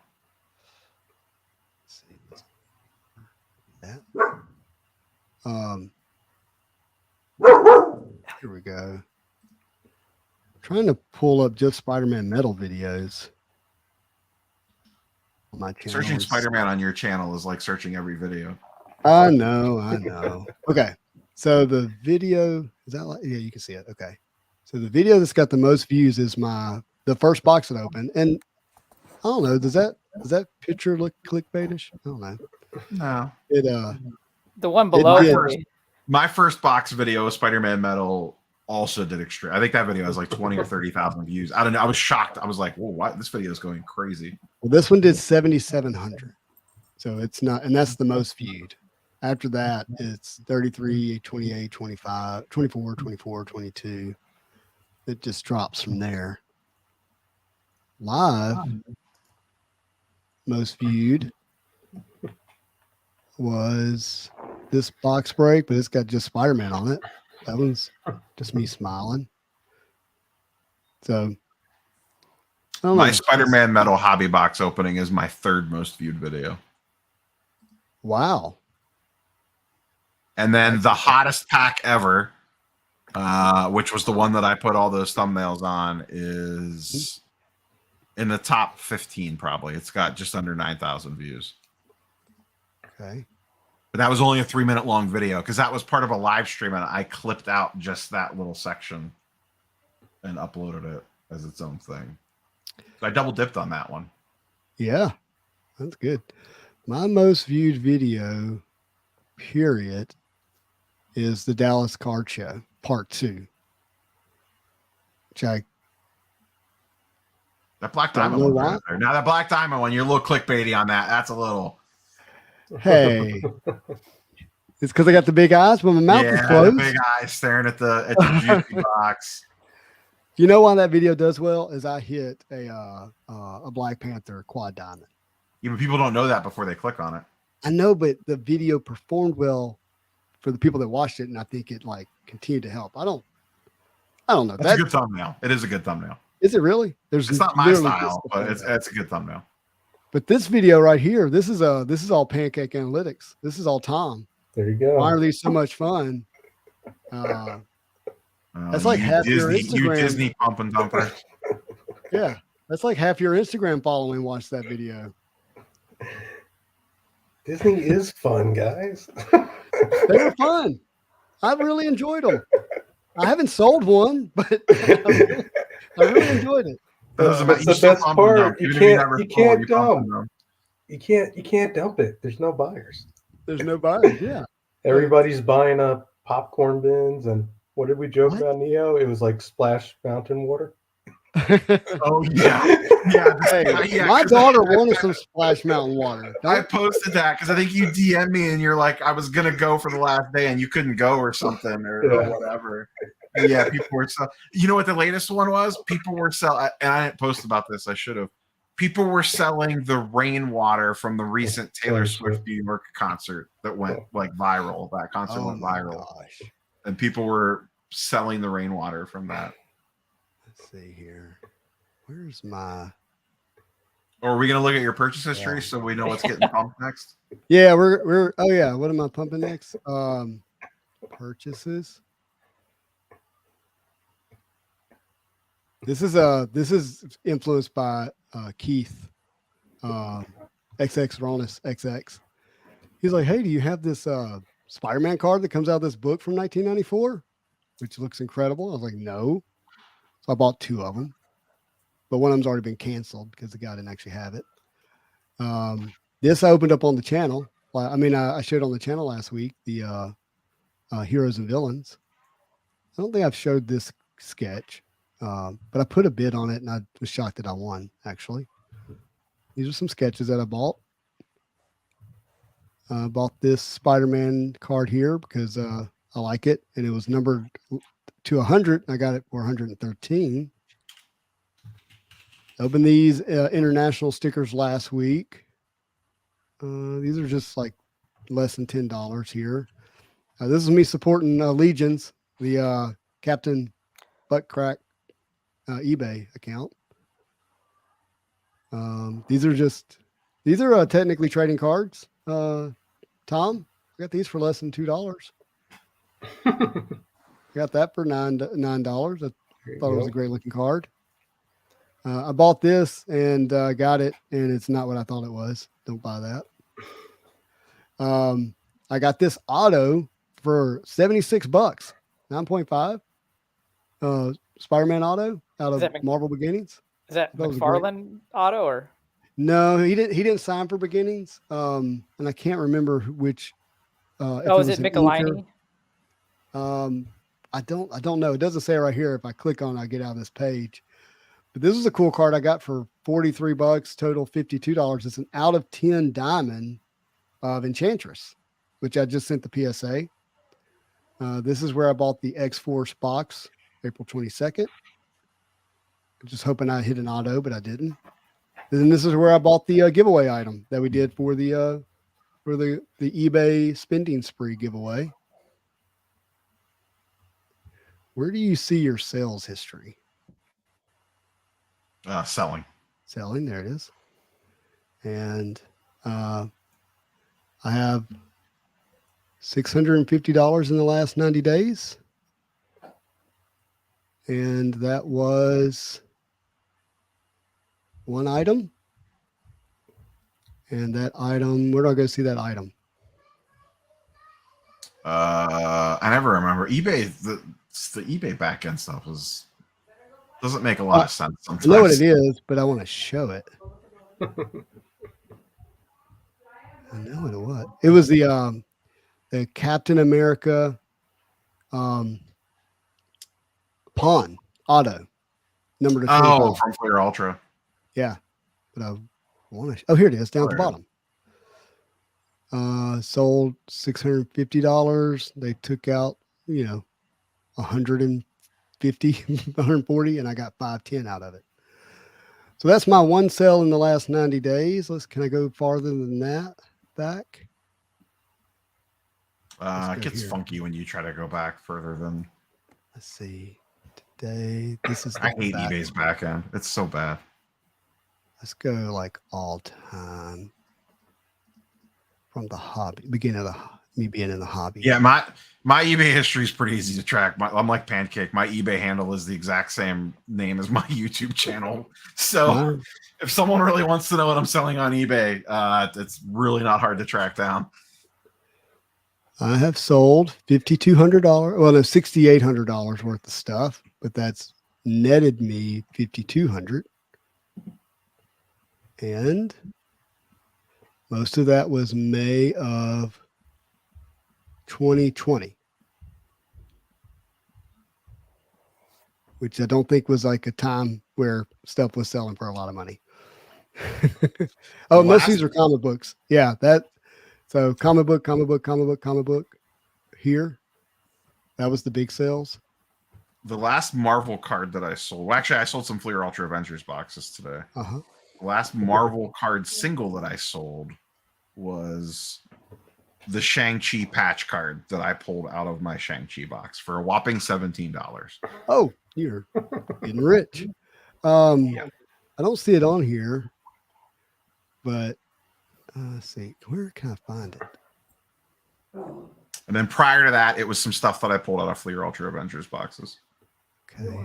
Like singles. I have a bunch of Fleer Ultra Avengers singles. This is not. That's only for the year 2021. So I've got to do this. There we go. Now generate report. That didn't work. It only does 1 year at a time. Yeah, it gets weird. Yeah. eBay's weird when you try to dig through the weeds. So let's do that.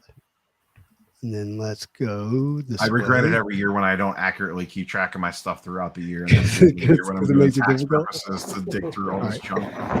The year 2022, $8,000 in sales. Well, 9,600 in sales. I got 8,000 of it. And most of those were in that February, like we said, when most of the sales were happening.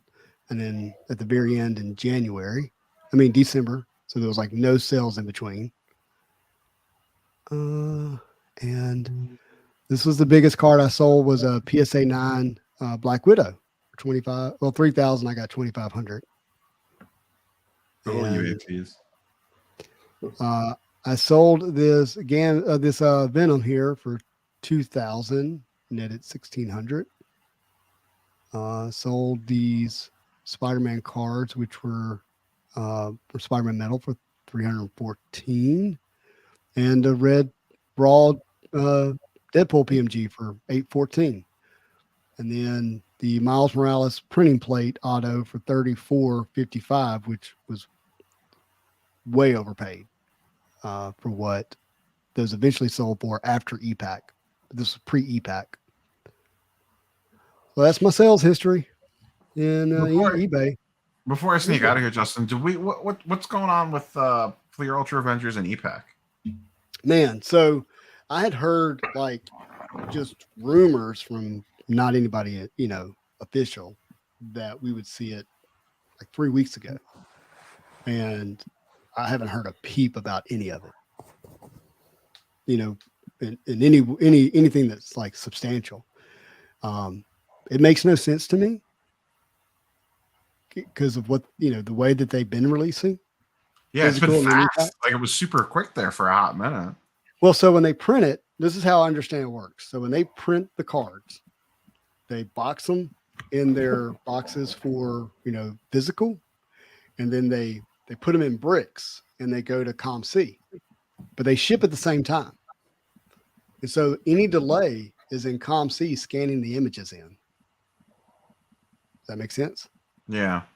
And so it depends on like where they're at from a scale standpoint in terms of like being able to get them scanned. There can be delays if there's like maybe missing sketches, like SpiderMan Metal. The rumor is like it was actually supposed to hit at the same time as the physical release, EPAC release, but there was a delay in getting the sketches into EPAC. And that's why it took whatever 2 or 3 weeks. I don't know if that's true, but that's what I've been told. What was the last EPAC release that we had? Great question. I'm not much of an EPAC buyer these days, but let's see. Was it WandaVision? Oh yeah, I mean, if we're talking about MCU sets, I just mean in general. Winter Soldier, Falcon and Winter Soldier, and Didn't that come WandaVision out? before that. That came out after Fleer Ultra Avengers, didn't it? Yeah. So and then that's the part where it gets a little weird. Is like sets are popping up that came out after Fleer Ultra Avengers. So it was a ComC backlog. You would think that it would be FIFO to a degree, I guess. Yeah. Plus, you would think from a financial standpoint they would want to get that up first because it just sells for more. I mean, I would think so. No offense, a Fleer Ultra Avengers box is going to sell for more than a winter. The sell-through rate on a Winter Soldier box probably isn't super high. Right. I wouldn't buy it personally. I'd just pick up the card I want if you want a card from it. But some people like to collect that stuff. But, it just seems weird that that's still kind of in limbo land. What do you think? Best guess. What do they price a box at? That's the $1 million question. Man. They're basically 300 right now. You could readily get them for 300 anytime you want one. I think you're probably speaking to the real issue. And that's just a thought that occurs to me as you say it, is maybe they're not pleased with where they traditionally would have to price an EPAC release based on where the boxes are. And maybe they're trying to wait and see if there's a better time to do it. I don't know. But normally they're like 100, 150 less. So you would be. There's no way they're going up at $150 a box. That's what I'm just saying. Like that might be the real issue and why they haven't put it out there yet. Yeah, I Derpa in chat says the box prices do seem to be coming down on that a little bit. Yeah, it's like if it's any more than 200, it's almost like they're gonna get scared for it. Mm-hmm. And I don't think prices are done dropping. The financial pain that's in our economy right now, it's not over. Well, we just saw, I know people in chat were talking about it earlier. What David Adams had a limited sale just this weekend. You get SpiderMan metal boxes for $300 a pop. Mm-hmm. If I would have told you that a year ago, you would have only had 3 heads or something crazy. Yeah, for sure. Yeah, it's just not over. So it's going to be interesting to see how Upper Deck handles that, because they were, they're operating with historical data, and now that historical data has changed, and they're kind of left holding the bag a little bit. Yeah. It'll be interesting to see what they price like annual at too, because that's a lower end product. It's not that expensive. Well, I guess probably maybe that's easier for them because the boxes are only $100, so it's kind of like okay, they're going to be $80 or whatever they're going to be. Yeah. You know, there's not as much variance in pricing on something like an annual or even the MCU products because those boxes are what $100 basically. So they're the EPAC price kind of is what it is. Right. But Avengers has a lot more.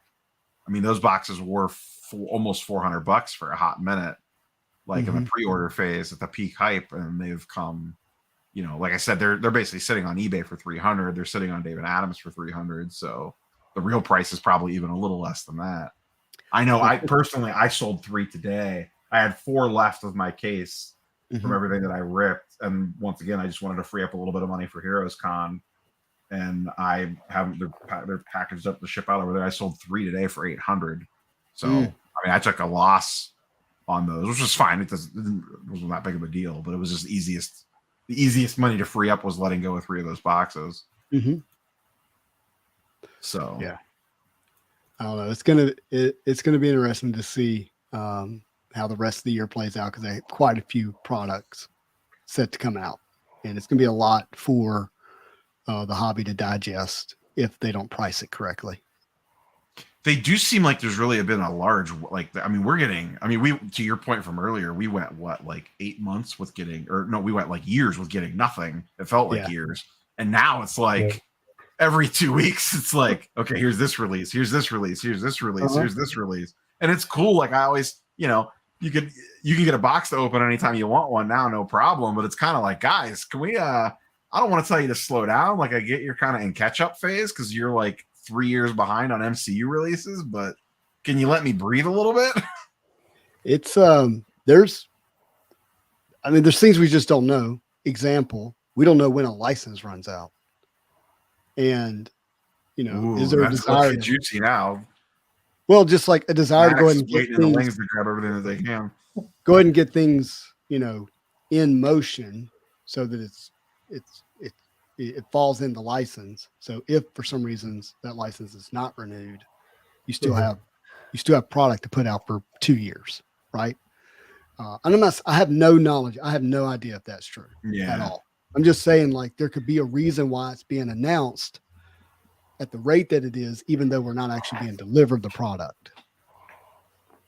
Can I just get my Marvel Beginnings boxes that I pre-ordered in 1997?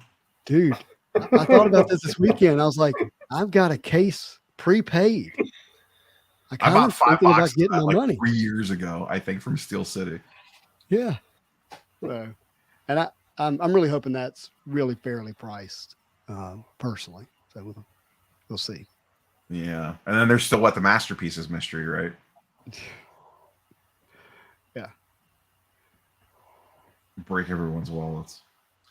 All right. Well, I'll sneak out. Thanks for having me on. It was fun co-hosting. Yeah. Thank you, man.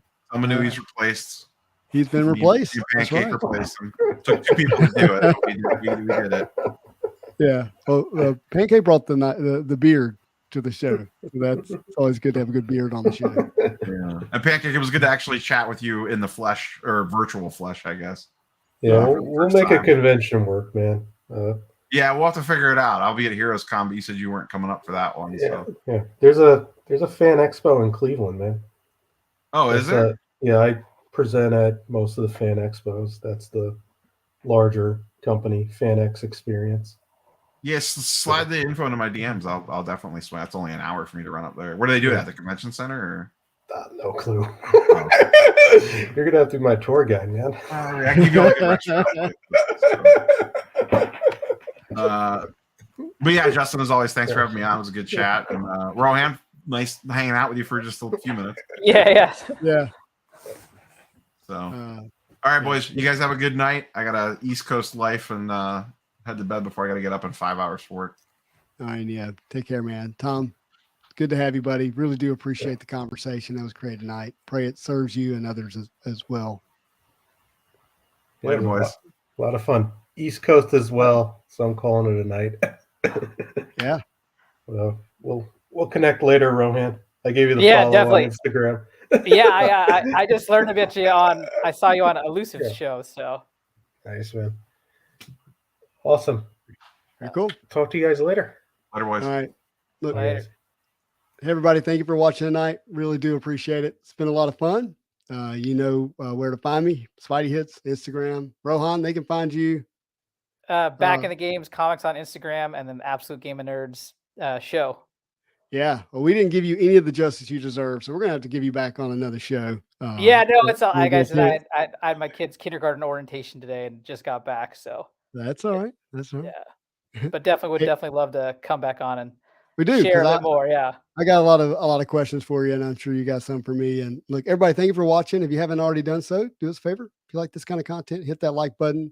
If you want to see more of it, hit the subscribe button. But as always, I hope you have a marvelous